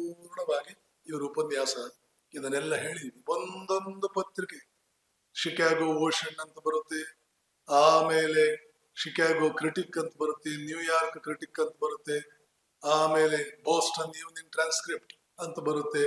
ಅದು ಎರಡ ಪತ್ರಿಕೆಗಳು ಒಂದೊಂದು ರೀತಿಯಲ್ಲಿ ಮಾಡಿದ್ರು. ಇನ್ನು ಕೆಲವು ದಿನಗಳಾದ್ಮೇಲೆ ಹಿಂದೂ ಧರ್ಮದ ಬಗ್ಗೆ ಪತ್ರಿಕೆಯನ್ನ ತಮ್ಮ ವಿಚಾರವನ್ನು ಮಂಡಿಸಿದ್ರು. ಯಾಕೆಂದ್ರೆ ಪ್ರತಿಯೊಬ್ಬ ವ್ಯಕ್ತಿಯು, ಪ್ರತಿಯೊಬ್ಬ ಡೆಲಿಗೇಟ್, ಪ್ರತಿಯೊಬ್ಬ ಪ್ರತಿನಿಧಿಯು ತನ್ನ ಧರ್ಮ ಏನ್ ಹೇಳುತ್ತೆ ಅಂತ ಅನ್ನೋದನ್ನ ಹೇಳೋದಕ್ಕೆ ಆ ಕಾರ್ಯಕ್ರಮ ಹಾಕಿದ್ರು. ಅಮೆರಿಕದ ಜನರಿಗೆ ನಿಜಕ್ಕೂ ಈ ಕಾರ್ಯಕ್ರಮ ವ್ಯವಸ್ಥೆ ಮಾಡಿದ್ರಲ್ಲ, ಇವರ ಮನಸ್ಸಿನಲ್ಲಿ ಇದ್ದುದ್ದೇನು ಅಂದ್ರೆ, ಒಬ್ಬೊಬ್ಬರೂ ಬಂದು ತಮ್ಮ ಧರ್ಮ ಏನ್ ಹೇಳುತ್ತೆ ಅಂತ ಹೇಳಿ ಅದನ್ನೆಲ್ಲ ನಮ್ಮ ದೇಶದ ಜನತೆ ಅಮೆರಿಕದಲ್ಲಿ ಕೇಳಿಸ್ಕೊಳ್ಳಿ. ಅದನ್ನ ಕೇಳಿಸ್ಕೊಂಡ್ಮೇಲೆ ಗೊತ್ತಾಗುತ್ತೆ ನಮ್ಮ ಕ್ರಿಶ್ಚಿಯನ್ ಧರ್ಮ ಎಷ್ಟು ಶ್ರೇಷ್ಠವಾದ್ದು ಅಂತ. ಬೇರೆ ದೇಶಗಳಲ್ಲಿ ಅವರ ಧರ್ಮಗಳು ಧರ್ಮನ, ಯಾರು ಕರೀತಾರೆ ಅದನ್ನ ಧರ್ಮ ಅಂತ, ಅದನ್ನ ಧರ್ಮನ. ಭಾರತದ ನೋಡಿದ್ರೆ, ಹಿಂದೂಗಳನ್ನು ನೋಡಿದ್ರೆ ಹಾವಾಡಿಗರು, ವಿಧವೆಯರನ್ನ ಸುಡೋದು, ಹೆಣ್ಮಕ್ಳು ಹುಟ್ಟಿದ್ರೆ ಮೊಸಳೆ ಬಾಯಿಗೆ ಹಾಕೋದು, ಕಲ್ಲನ್ನು ಪೂಜೆ ಮಾಡೋದು, ಮರ ಪೂಜೆ ಮಾಡೋದು, ಬೇರನ್ನು ಪೂಜೆ ಮಾಡೋದು, ಸಿಕ್ಕಿದ್ದನ್ನೆಲ್ಲ ಪೂಜೆ ಮಾಡೋದು, ಹಾವನ್ನು ಪೂಜೆ ಮಾಡೋದು, ಇದೊಂದು ಧರ್ಮನ. ಇವ್ರಿಗೆ ಹಿಂದೂ ಧರ್ಮ ಕಂಡಿದ್ದ ಅಷ್ಟೇ. ಅಲ್ಲಿಂದ ಕ್ರಿಶ್ಚಿಯನ್ ಪಾದ್ರಿಗಳು ಇಲ್ಲಿ ಬಂದಾಗ ಅವ್ರು ಕಂಡಿದ್ದಿಷ್ಟೇ. ಇದನ್ನೆಲ್ಲ ಅಮೆರಿಕದ ಜನತೆ ನೋಡ್ಲಿ. ಬೌದ್ಧ ಧರ್ಮ ಇದನ್ನು ಅಮೆರಿಕದ ಜನತೆ ನೋಡ್ಲಿ. ಶಿಂಟೋಯಿಸಂ ಅದನ್ನು ಅಮೆರಿಕನ್ ಜನತೆ ನೋಡ್ಲಿ. 9 ಬೇರೆ ಬೇರೆ ಧರ್ಮಗಳು, ಇವನ್ನೆಲ್ಲ ಜೈನ್ ಧರ್ಮ, ಇದನ್ನೆಲ್ಲ ಅಮೆರಿಕನ್ ಜನತೆ ನೋಡ್ಲಿ. ಆವಾಗ ಅವ್ರಿಗೆ ಗೊತ್ತಾಗುತ್ತೆ ಕ್ರಿಸ್ತ ನಮಗೆ ಎಷ್ಟು ಒಳ್ಳೇದ್ ಮಾಡಿದ, ಎಂತ ಅದ್ಭುತವಾದ ಧರ್ಮವನ್ನು ಕೊಟ್ಟ ಅಂತ. ಅವ್ರಿಗೆ ತಮ್ಮ ಬಗ್ಗೆ ತಮಗೆ ಹೆಮ್ಮೆ ಬಂದು ಕ್ರಿಶ್ಚಿಯನ್ ಧರ್ಮದ ಬಗ್ಗೆ ಇನ್ನಷ್ಟು ಮತ್ತಷ್ಟು ಮಗದಷ್ಟು ಅಭಿಮಾನ ಹೆಚ್ಚಾಗಲಿ. ಭಗವಂತ ನಮಗೆ ಮಾತ್ರವೇ ಎಂತ ಅದ್ಭುತವಾದನ್ನು ಕೊಟ್ಟಿದ್ದಾನೆ, ಶ್ರೇಯಸ್ಸನ್ನು ಕೊಟ್ಟಿದ್ದಾನೆ ಅಂತ ಗೊತ್ತಾಗಲಿ. ಇದು ಅವ್ರ ಉದ್ದೇಶ. ಇದು ವಿವೇಕಾನಂದರೇ ಹೇಳ್ತಾರೆ ಸ್ಪಷ್ಟವಾಗಿ ಪತ್ರದಲ್ಲಿ. ಮೆಡ್ರಾಸ್ನ ಹಳಸಿಂಗ ಪೆರುಮಾಳಿಗೆ ಮತ್ತು ಇಂಡಿಯಾದ ಕೆಲವರು ಜನರಿಗೆ ನಿಜಕ್ಕೂ ಧರ್ಮ ಸಮ್ಮೇಳನ ಮಾಡಿದ್ದವರು ಕ್ರಿಶ್ಚಿಯನ್ ಧರ್ಮದ ಹೆಗ್ಗಳಿಕೆಯನ್ನು ಎತ್ತಿ ಹಾಡುವುದಕ್ಕೆ. ಆದರೆ ಭಗವಂತನ ಇಚ್ಛೆ ಬೇರೆ ಆಯಿತು, ಅಲ್ಲಿ ಬೇರೆನೇ ನಡೆದು ಹೋಯ್ತು ಅಂತ. ವಿವೇಕಾನಂದರೇ ಅವರಂತ ಮುಗ್ಧ ಮನುಷ್ಯ, ಇದೆಲ್ಲ ಅರ್ಥವೇ ಆಗೋದಿಲ್ಲ ಅವ್ರಿಗೆ. ಈ ಮೋಸ, ಈ ವಂಚನೆ ಏನು ಅರ್ಥವಾಗದಂತ ಮುಗ್ಧ ಮನುಷ್ಯ. ಯಾರಾದ್ರೂ ಡಾಲರ್ ಕೊಟ್ರೆ ಮುಂದೆ ಉಪನ್ಯಾಸಗಳಲ್ಲಿ ಆ ಡಾಲರ್ಗಳನ್ನ ಕ್ಲೀನ್ ಆಗಿ ಜೋಡಿಸಿ ಜೇಬಿನಲ್ಲಿ ಇಟ್ಕೊಂಡು ಬಂದು, ಆಮೇಲೆ ಯಾವ ಮನೆಯನ್ನು ಉಳ್ಕೊಂಡಿದ್ದಾರೋ ಆ ಮನೆ ತಾಯಿಗೆ ಕೊಡ್ಬೇಕು ಅಂತಲೂ ಗೊತ್ತಿಲ್ಲ, ಅದನ್ನ ತರ್ತಿದ್ರು. ತಂದು ಆ ಮನೆ ತಾಯಿ ಕೊಟ್ಬಿಡೋರು. ಅಮ್ಮ ಇಷ್ಟು ದುಡ್ಡು ಬಂತು, ನೀವು ಇಟ್ಕೊಂಡಿರಿ, ಆಮೇಲೆ ನಾನು ಕೇಳಿದಾಗ ಕೊಡಿ. ದುಡ್ಡು ಅವ್ರ ಗುರುಗಳು ಹಾಗೇನೆ, ಇವರು ದುಡ್ಡು ಮುಟ್ಟಿದವರೇ ಅಲ್ಲ. ದುಡ್ಡು ಹೇಗಿದೆ ಅಂತ ಗೊತ್ತಾಯ್ತಲ್ಲ ಪುಣ್ಯಾತ್ಮನಿಗೆ, ಅದೇ ದೊಡ್ಡ ಪುಣ್ಯ. ದುಡ್ಡು ಹೇಗೆ ತರ್ತಿದ್ರು? ಆ ಡಾಲರ್ಗಳನ್ನ ಒಂದು ಖರ್ಚೀಫ್ ಇತ್ತು, ಆ ಖರ್ಚೀಫಲ್ಲಿ ಹಾಕಿ ಗಂಟು ಕಟ್ತಿದ್ರು. ಆ ಗಂಟು ಕಟ್ಕೊಂಡು ಬಂದು ಎಮಿಲಿ ಲಿಯಾ, ಮಿಸಸ್ ಲಿಯಾ ಶಿಕಾಗೋದಲ್ಲಿ ಅವ್ರು ಕೊಡು. ಆಮೇಲೆ ಎಮಿಲಿ ಹೇಳ್ತಾಳೆ, ಹಾಗಲ್ಲಪ್ಪ, ದುಡ್ಡು ಕ್ಲೀನ್ ಆಗಿ ಜೋಡಿಸ್ಕೋಬೇಕು, ಮುದುರು ಹೋಗುತ್ತೆ. ಇಷ್ಟರ ಮಟ್ಟಿಗೆ ಮುಗ್ಧ. ಇಂಥ ಮುಗ್ಧನಿಗೂ ಅರ್ಥವಾಯಿತು ಸರ್ವಧರ್ಮ ಸಮ್ಮೇಳನದ ಹಿಂದಿನ ಉದ್ದೇಶ ಏನಿದೆ. ಏನೇ ಇರ್ಲಿ, ಹಿಂದೂ ಧರ್ಮದ ಬಗ್ಗೆ ಪೇಪರ್ ಪ್ರೆಸೆಂಟ್ ಮಾಡ್ತಾರೆ. ನಿಮ್ಮಲ್ಲಿ ಒಬ್ಬೊಬ್ರು ಹಿಂದೂ ಧರ್ಮ ಅಂದ್ರೆ ಏನು ಅಂತ ತಿಳ್ಕೊಳ್ಬೇಕು ಅಂದ್ರೆ ಇದನ್ನ ಮಾತ್ರ ಓದಿ. 100 ಜನ 100 ಹೇಳ್ತಾರೆ. ಹಿಂದೂ ಧರ್ಮದ ನೇತಾರರು ನಾವು, ಹಿಂದೂ ಧರ್ಮದ ಪ್ರತಿನಿಧಿಗಳು ನಾವು, ಹಿಂದೂ ಧರ್ಮವನ್ನ ಸಾಕಷ್ಟು ಮೆಚ್ಚಿಕೊಂಡು ಅದರ ಮತ್ತಷ್ಟು ಬೆಳೆಸೋದಕ್ಕೆ ಕಟಿಬದ್ಧರಾದವರು ನಾವು ಅಂತ ಭಾವಿಸ್ಕೊಂಡವರು ದುರದೃಷ್ಟವಶ ಹಿಂದೂ ಧರ್ಮವನ್ನು ಸರಿಯಾಗಿ ಅರ್ಥ ಮಾಡ್ಕೊಂಡಿಲ್ಲ. ಆ ಪೇಪರ್ನಲ್ಲಿ ವಿವೇಕಾನಂದರು ಹಿಂದೂ ಧರ್ಮ ಅಂದ್ರೆ ಏನು ಹೇಳಿದಾರಲ್ಲ, ವರ್ಣಾಶ್ರಮದ ಬಗ್ಗೆ ಒಂದು ವಾಕ್ಯ ಇದೆ, ಜಾತಿ ಧರ್ಮದ ಬಗ್ಗೆ ಒಂದು ವಾಕ್ಯ ಇದೆ.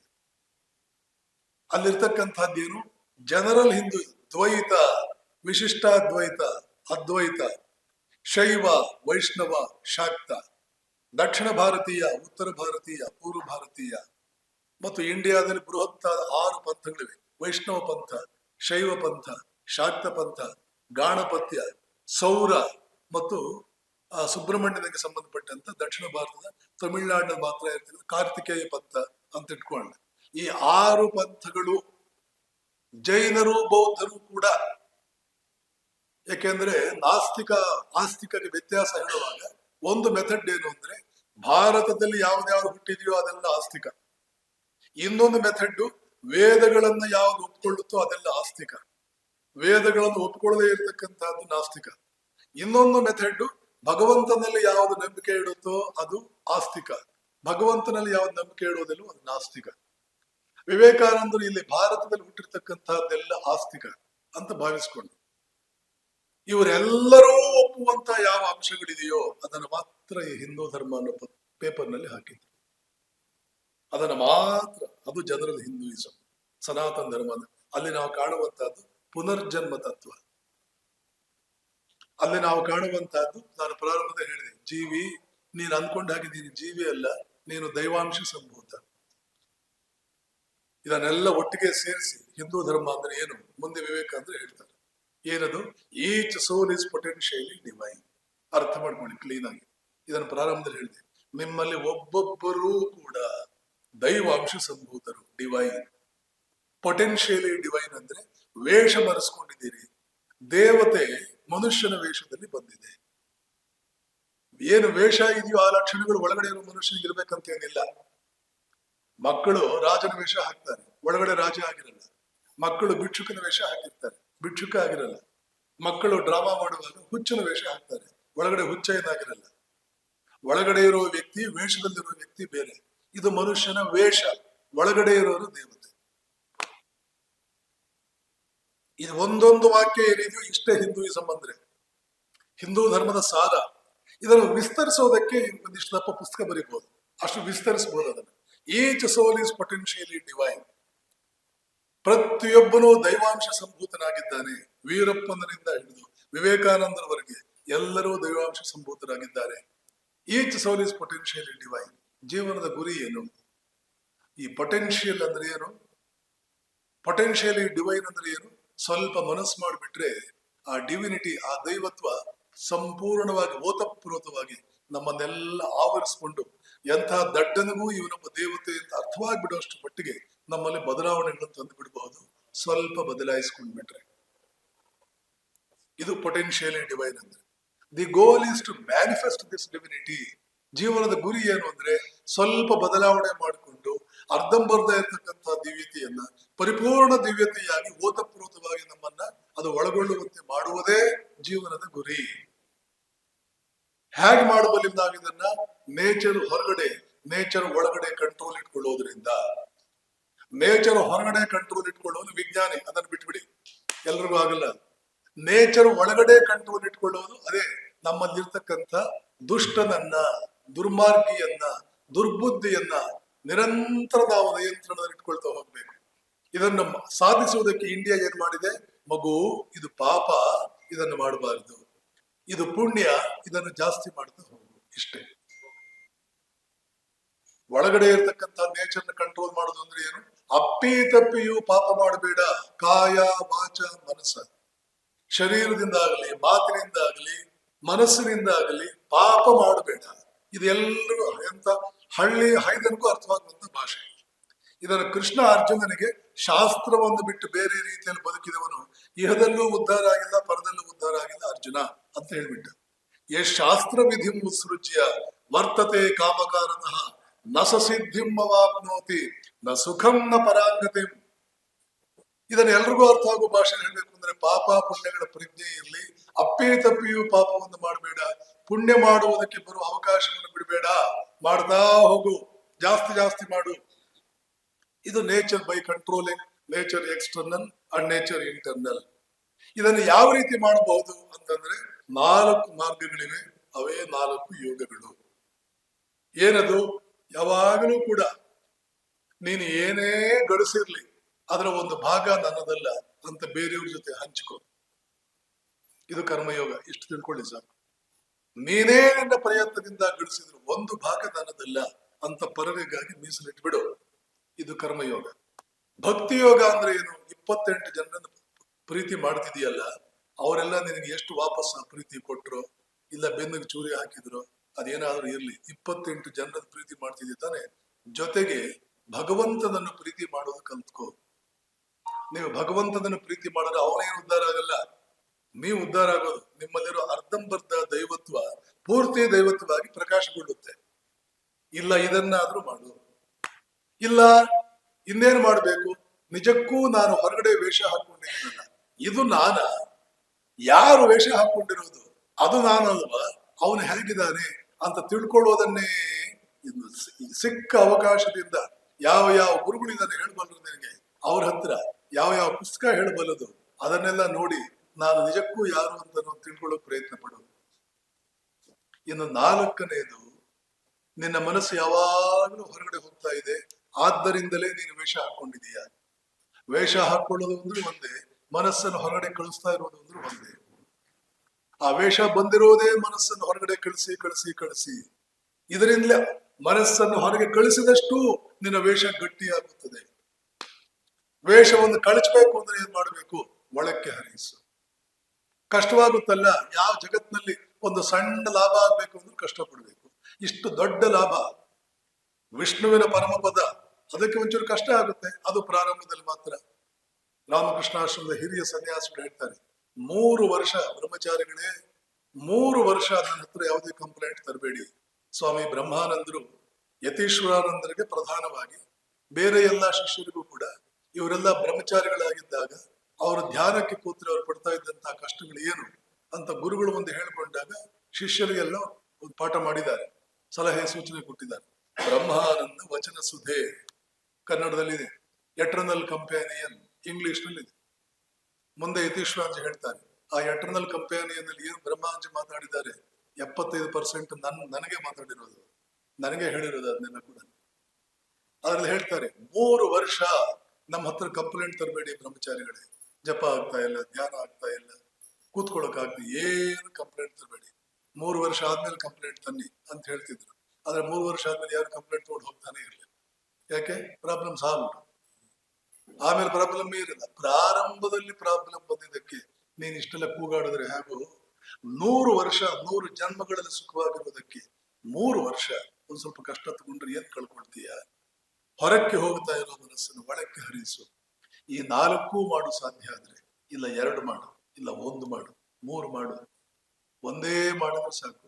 ಇಷ್ಟು ಮಾಡಿದೆಯ, ಬಾಹ್ಯ ಪ್ರಕೃತಿ ಆಂತರಿಕ ಪ್ರಕೃತಿಯನ್ನು ನಿಯಂತ್ರಣದಲ್ಲಿ ಇಟ್ಕೊಳ್ಳೋದು ಬರುತ್ತದೆ. ಆವಾಗ ನೀನು ವೇಷ ಹಾಕೊಂಡಿರೋ ಈ ಮನುಷ್ಯ ವೇಷ ಕಳಚಿ ಹೋಗುತ್ತೆ. ನಿಜಕ್ಕೂ ನೀನೇನಾಗ್ತೀಯೋ, ನಿಜವಾಗಿಯೂ ನೀನೇನಾಗಿದ್ದೀಯೋ ಅದು ನಿನ್ನಲ್ಲಿ ಹೊರಹೊಮ್ಮುತ್ತದೆ.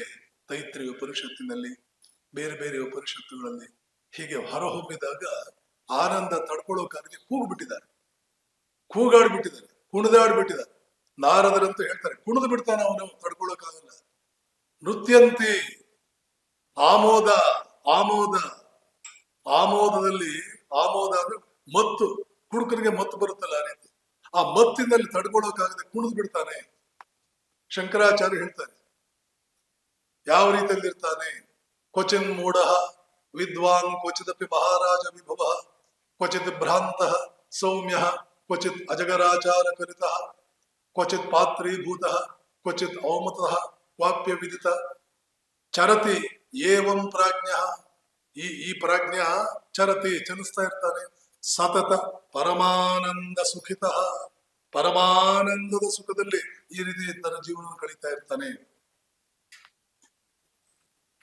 ದಿಗಂಬರೋವ ಅಪಿ ಸಾಂಬರೋವ ತ್ವಗಂಬರೋವ ಅಪಿ ಚಿದಂಬರಸ್ಥಃ ಉನ್ಮತ್ತವತ್ವಾಪಿ ಚ ಬಾಲವತ್ವ.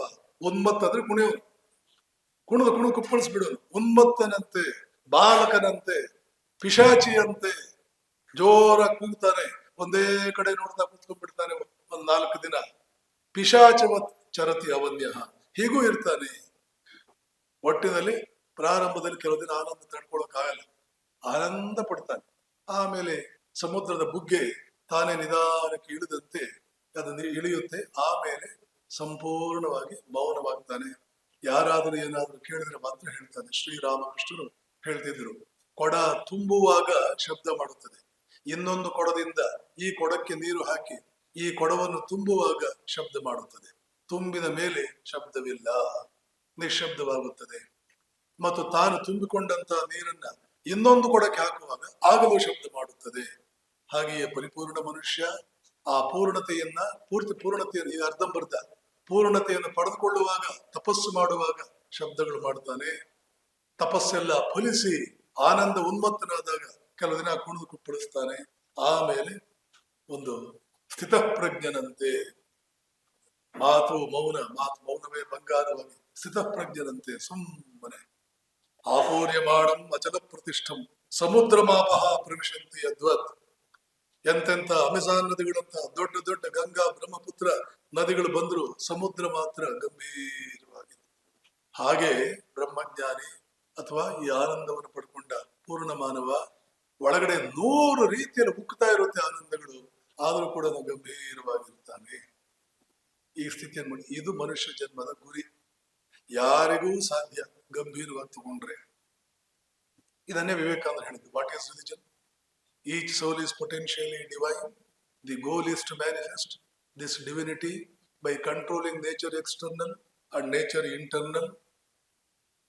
Do this either by selfless work or by divine love or by the analysis into who you are or by controlling your nature, controlling your mind. By one or by more or by all of these and be free. This is the whole of religion. ಧರ್ಮ ಅಂದ್ರೆ ಇಷ್ಟೇ. ಹಾಗಾದ್ರೆ ಬೇರೆ ಏನೇನೋ ಇದೆಯಲ್ಲ, ಅದೆಲ್ಲ ಬೇಕಿದ್ರೆ ಇಟ್ಕೋ, ಇಲ್ಲ ಅಂದ್ರೆ ಬಿಡು. ಪರಿವರ್ತನೆಗಳು. ಇಷ್ಟು ದಿನ ಹೊರಕ್ಕೆ ಹೋಗ್ತಾ ಇದ್ದಂತ ಮನಸ್ಸು ಈಗ ಒಳಕ್ಕೆ ಹೋಗ್ತಾ ಇದೆ. ಯಾರ್ಯಾರನ್ನೋ ಪ್ರೀತಿ ಮಾಡ್ತಾ ಇದ್ದೆ, ಒಮ್ಮೆಲೆ ಅದೆಲ್ಲ ಬಿಡೋಕಾಗ್ತಾ ಇಲ್ಲ ಅಂತ ಹೇಳಿ ಭಗವಂತನ ಕೂಡ ಸೇರಿಸ್ಕೊಂಡೆ. ಅವನ ಕಡೆಗೂ ಪ್ರೀತಿ ಹೋಗ್ತಾ ಇದೆ. ಕ್ರಮೇಣ ಒಬ್ಬೊಬ್ಬರನ್ನೇ ಲಿಸ್ಟಿಂದ ಕಳೆದು ಎಲ್ಲಾ ಪ್ರೀತಿ ಅವನ ಕಡೆ ಹೋಗೋ ಹಾಗೆ ಮಾಡ್ತೀನಿ. ಒಂದಿನಕ್ಕಾಗಲ್ಲ, ಆದ್ರೆ ಮಾಡ್ತೀನಿ. ನಾನು ಯಾರು ನಿಜಕ್ಕೂ ಕೂಡ, ಯಾಕಂದ್ರೆ ಹೇಳ್ತಾ ಇದ್ದಾರೆ ಎಲ್ರು ನಾನು ಏನ್ ಕಾಣ್ತಾ ಇದ್ದೇನೋ ಏನಾಗಿದ್ದೀನೋ ಅದಲ್ಲ ಅಂತ. ನಿಜಕ್ಕೂ ನಾನು ಯಾರು? ಮತ್ತು ನಾನು ಎಷ್ಟೇ ಗಳಿಸ್ಲಿ ಕೊನೆಗೆ ಒಂಚೂರಾದ್ರೂ ಯಾರಿಗಾದ್ರೂ ಕೊಡ್ಬೇಕು. ಮತ್ತೆ ಜಗತ್ತನ್ನೇ ನಾನು ಪಾಲನೆ ಮಾಡಬೇಕು. ಅದಾಗ್ಲಿಲ್ಲ ಅಂದ್ರೆ ಬೆಳಗ್ಗೆ ಸಾಯಂಕಾಲ ಎಲ್ರಿಗೂ ಒಳ್ಳೇದಾಗ್ಲಿ ಅಂತ ಹೃತ್ಪೂರ್ವಕವಾಗಿ ಪ್ರಾರ್ಥನೆ ಮಾಡಬೇಕು. ಏನ್ ಇಷ್ಟ ತಾನೆ? ಎಷ್ಟು ಸಾವಿರ ರೂಪಾಯಿ ಖರ್ಚು ಬರುತ್ತೆ ಇದಕ್ಕೆ? ಏನ್ ಬೇಕಾಗಿದೆ? ಎಲ್ಲಿಗೆ ಹೋಗ್ಬೇಕಾಗಿದೆ? ಒಂದು ಅರ್ಧ ಗಂಟೆ, ಮುಕ್ಕಾಲು ಗಂಟೆ, 1 ಗಂಟೆ ಪ್ರತಿನಿತ್ಯ ಮಾಡ್ತಾ ಇದ್ರೆ 12 ವರ್ಷಗಳ ಕಾಲ. ಶ್ರೀರಾಮಕೃಷ್ಣರು ಹೇಳ್ತಾರೆ, ಬುದ್ಧನು ಹೇಳ್ತಾನೆ, ಶಂಕರಾಚಾರ್ಯರು ಹೇಳ್ತಾರೆ, 12 ವರ್ಷಾಣಿ, 12 ವರ್ಷಗಳ ಕಾಲ ಇದನ್ನು ಮಾಡಿಬಿಟ್ರೆ ಪ್ರಪಂಚದ ಯಾವ ಮನುಷ್ಯನಿಗೂ ನೀನು ಬೇರೆ ರೀತಿಯಲ್ಲಿ ಕಾಣ್ತೀಯ. ಪ್ರಪಂಚ ನಿಮ್ಮೂರಿನಲ್ಲಿರ್ತಕ್ಕಂಥ ಬೇರೆ ಎಲ್ಲರಿಗಿಂತ ನೀನು ಬೇರೆನೇ ಕಾಣ್ತೀಯ. ನಿನ್ನಲ್ಲಿ ವ್ಯತ್ಯಾಸ ಆಗ್ಬಿಡುತ್ತೆ. ಯಾರಿಗೂ ಅರ್ಥವಾಗುವಷ್ಟು ಸ್ಪಷ್ಟವಾಗಿ ನಿನ್ನಲ್ಲಿ ವ್ಯತ್ಯಾಸ ಬರುತ್ತೆ. ಇದು ಜೀವನದ ಗುರಿ. ಇದನ್ನೇ ಹಿಂದೂ ಧರ್ಮದಲ್ಲಿ ಬೇರೆ ಬೇರೆ ರೀತಿಯಲ್ಲಿ ಹೇಳ್ತಾರೆ. ಅದು ಹೇಗೆ ಹೇಳ್ತಾರೆ, ಏನ್ ಹೇಳ್ತಾರೆ ಎನ್ನುವಂತಹದ್ದನ್ನ ಮುಂದಿನ ಉಪನ್ಯಾಸದಲ್ಲಿ ತಿಳ್ಕೊಳ್ಳೋಣ ಅಂತ ಹೇಳಿ ಇವತ್ತಿನ ಉಪನ್ಯಾಸವನ್ನು ಈ ಹಂತದಲ್ಲಿ ಭಗವಾನ್ ಶ್ರೀರಾಮಕೃಷ್ಣರ ಪವಿತ್ರ ಚರಣಗಳಲ್ಲಿ ಸಮರ್ಪಣೆ ಮಾಡ್ತೇನೆ. ಹರಿ ಓಂ ತತ್ಸತ್. ಶ್ರೀರಾಮಕೃಷ್ಣಾರ್ಪಣಮಸ್ತು.